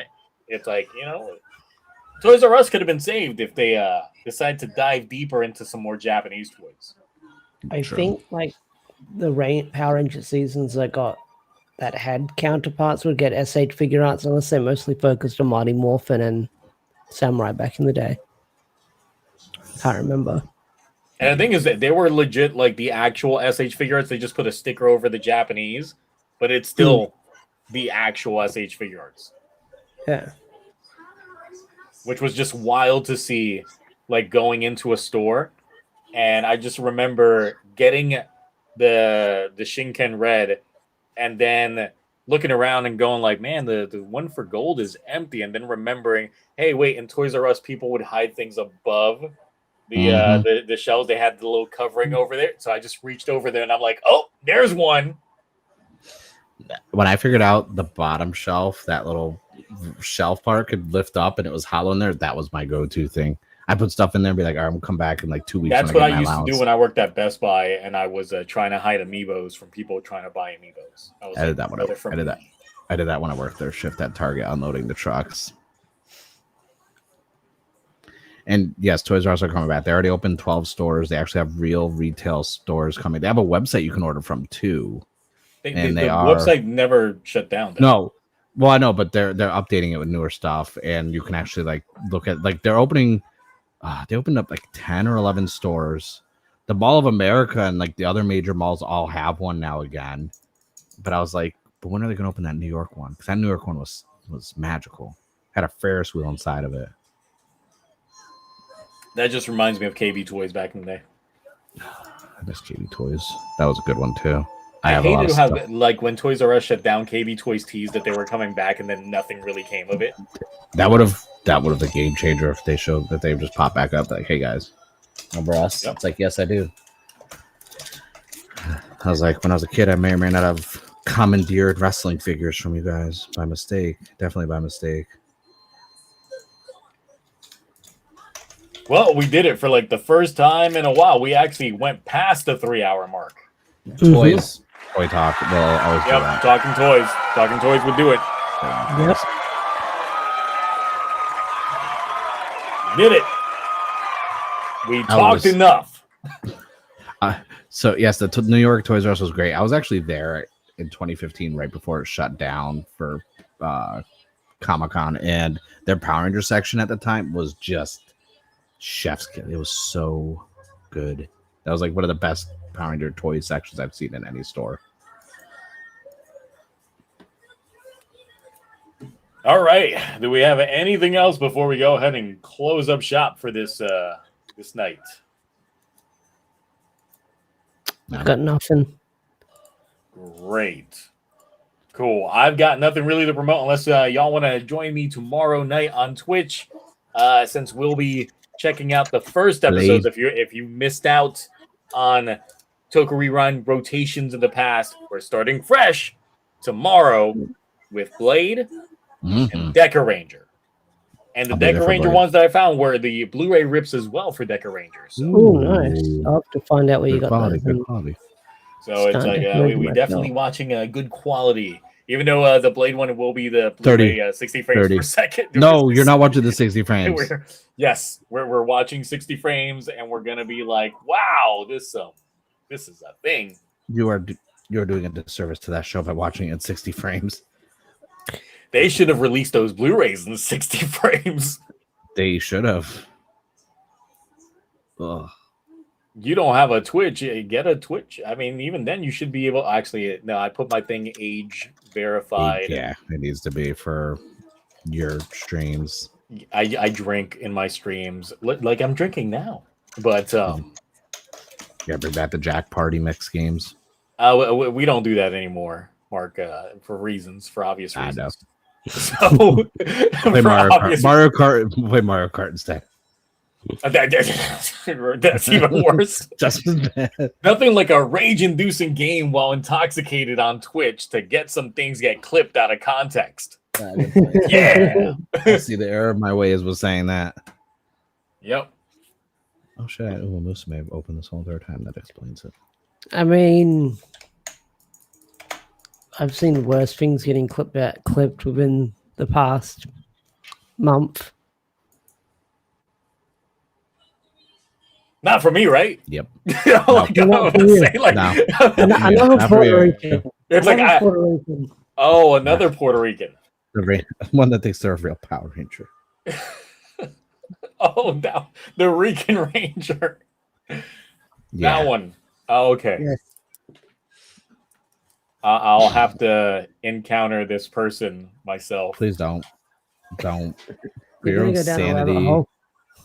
Like, no, don't watch all 67 videos like I did. I'm not. The thing is, it's like I watch me be somehow related to this person too.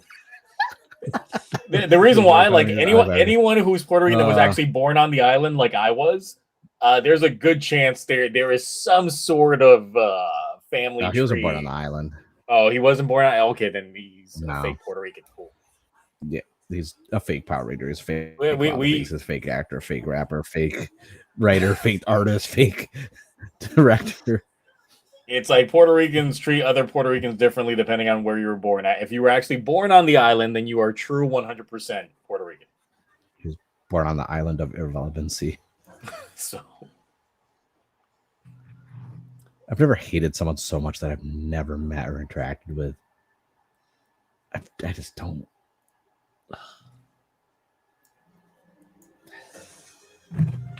But yeah, that is that saga. Cool.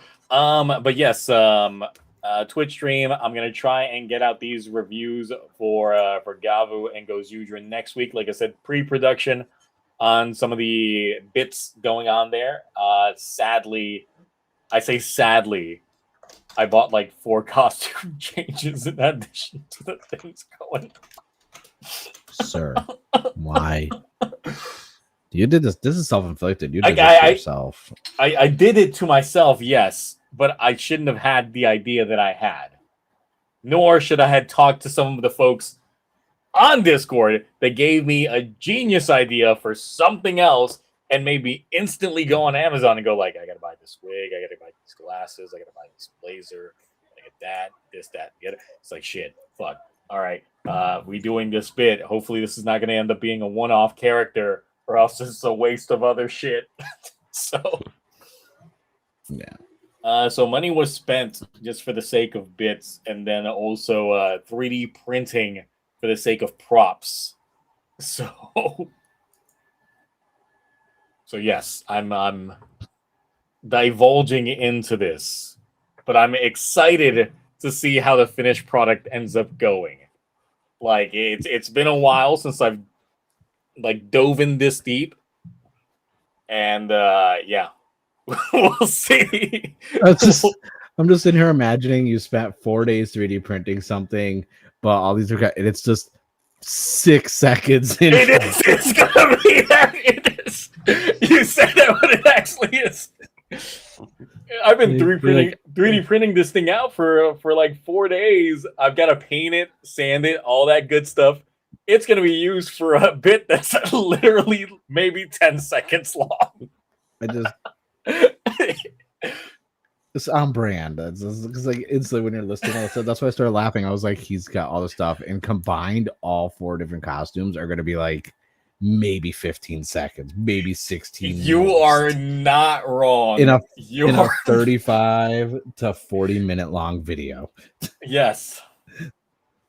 I spend like 20 hours working on a less than a minute long bit, and then everything else in the video is literally just me in front of the camera just shit talking. So it just be that way. So I get it.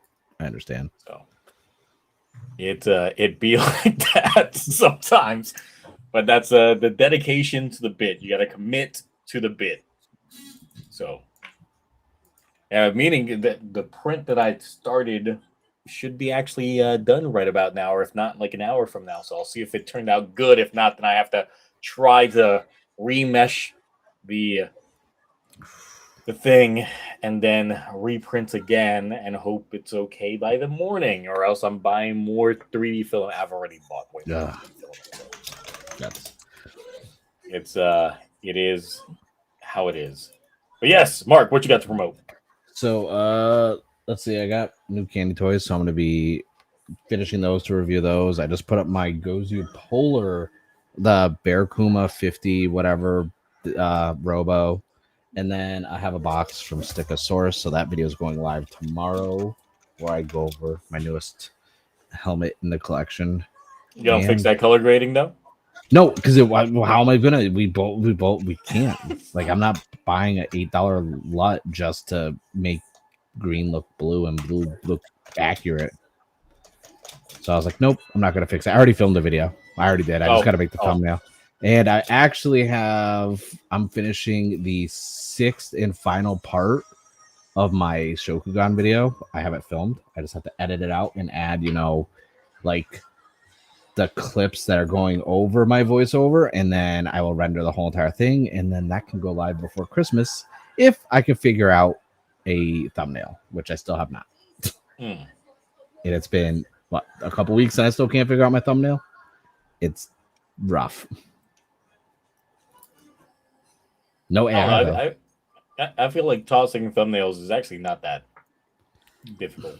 Well, it's easy for some stuff, but it's like there's not really any videos like this, so I can't like get ideas from other videos. Plus, I work 50 hours, so it's like I don't have time to really I might just tell someone, hey, here's what my video is. Can you make me a thumbnail? Here's some money. And they'll just shit together something. Yeah. Well, I'm worried now because I did that and I clearly double checked. The person ended up using AI, and I was like, bro, I could have did that for free. Just get with me afterwards. Show me something. I might be able to whip something up for you.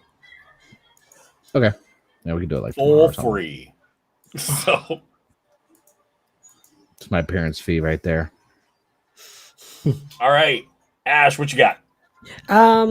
Not a lot, to be honest. I am working on something. I am working on actual, kind of content again, you could say, in a way. I made my video talking about the different themes between, Power Rangers, different themes compared to the Super Sentai. And now I am writing morphers that never appeared in, I've already recorded it. I'm now doing morphers that never appeared in Power Rangers that was Super Sentai exclusive. So I'm working on that one. That should be out eventually. But apart from that, same old. Tojima wants to be a Kamen Rider reviews, Go Juja reviews. And I guess VR Troopers issue 5 is coming out, which I completely forgot about that. I gotta ask Ash, how do you feel about the latest episode of Tojima? For Tojima? Yes. Don't spoil it though. Sick fight. That was a sick fight. Were you expecting the result that got resulted? No, that's why I love the episode so much. Exactly. The result got resulted. Mm-hmm. I'm on episode 6 or 7. I'm slowly catching up.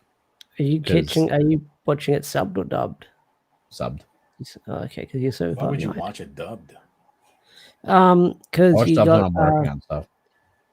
I was gonna say you watch dubbed because you got Jason Douglas doing his BS voice, but he puts like a gangster motif onto it. Ooh, that does sound appealing.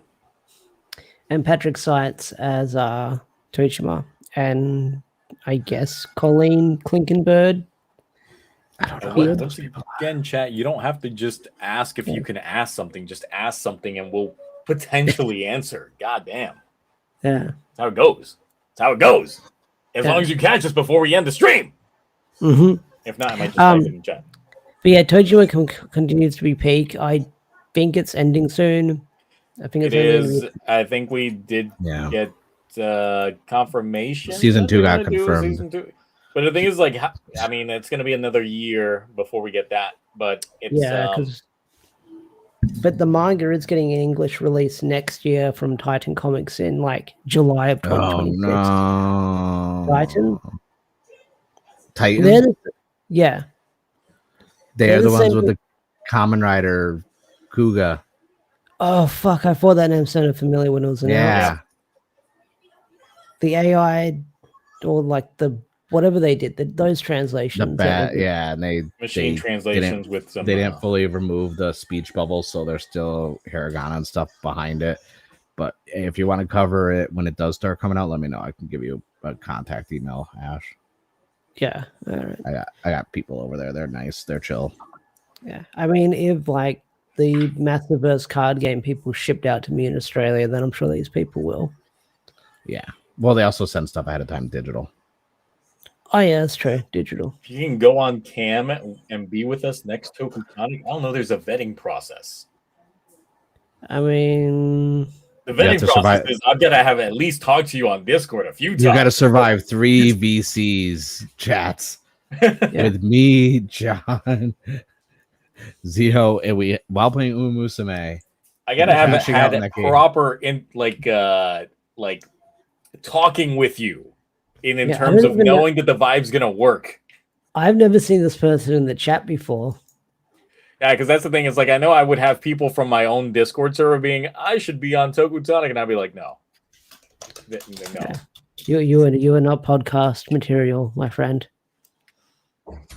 Like Cloudy's like the only one that's been able to survive the gauntlet, but of course he is a busy man that makes a lot of money.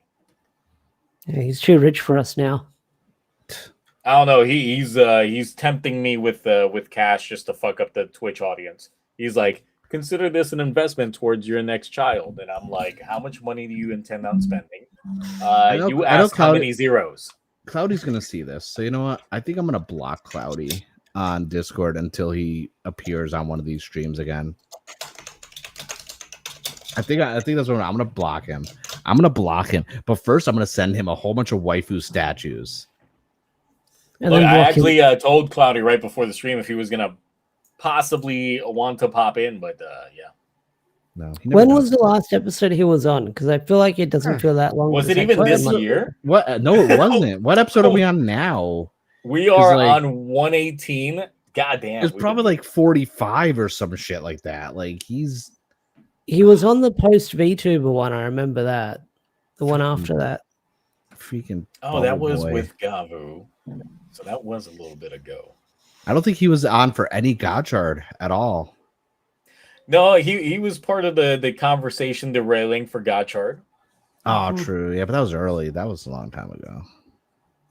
We went through a whole nother show since then. I'm trying to see. I'm at like episode like 76. I don't see him in the preview. I genuinely don't think I will do some research and I'm gonna audit this. March or May. Oh, bro. So, like, full transparency for some folks asking about like wanting to be on this. So the thing is, it's like my initial goal when I started this ages ago was to make this a collaborative effort between myself and multiple other Toku content creators out there, and just growing it. But of course, a lot of people hate me, so that never really got past a large amount of folks. So because of that, and because a lot of people hate me, I do kind of want to do a vetting process on who's going to be on here first. So I also like my original concept when we were talking about it. I did like my idea. Zio shut it down. He's not a Bill and Ted fan. I mean, that was the original thing that we were going to end up doing, but it's too much work. Too much work. It is a lot of work, honestly. Hours and hours for 4 or 5 seconds. Yes, absolutely. That I would edit because it was. Because I don't edit. Edit. I mean, I can edit, but like I don't have time for that shit. Yeah, so that's the thing. It's like even when it came to like this application that I used to stream all this stuff, I would pay like $120 a year to potentially have 12 people on here, but that never happens. So I'm like, man, I'm like throwing money away. We got it for 1080p though. We get 1080p though. I guess. I mean,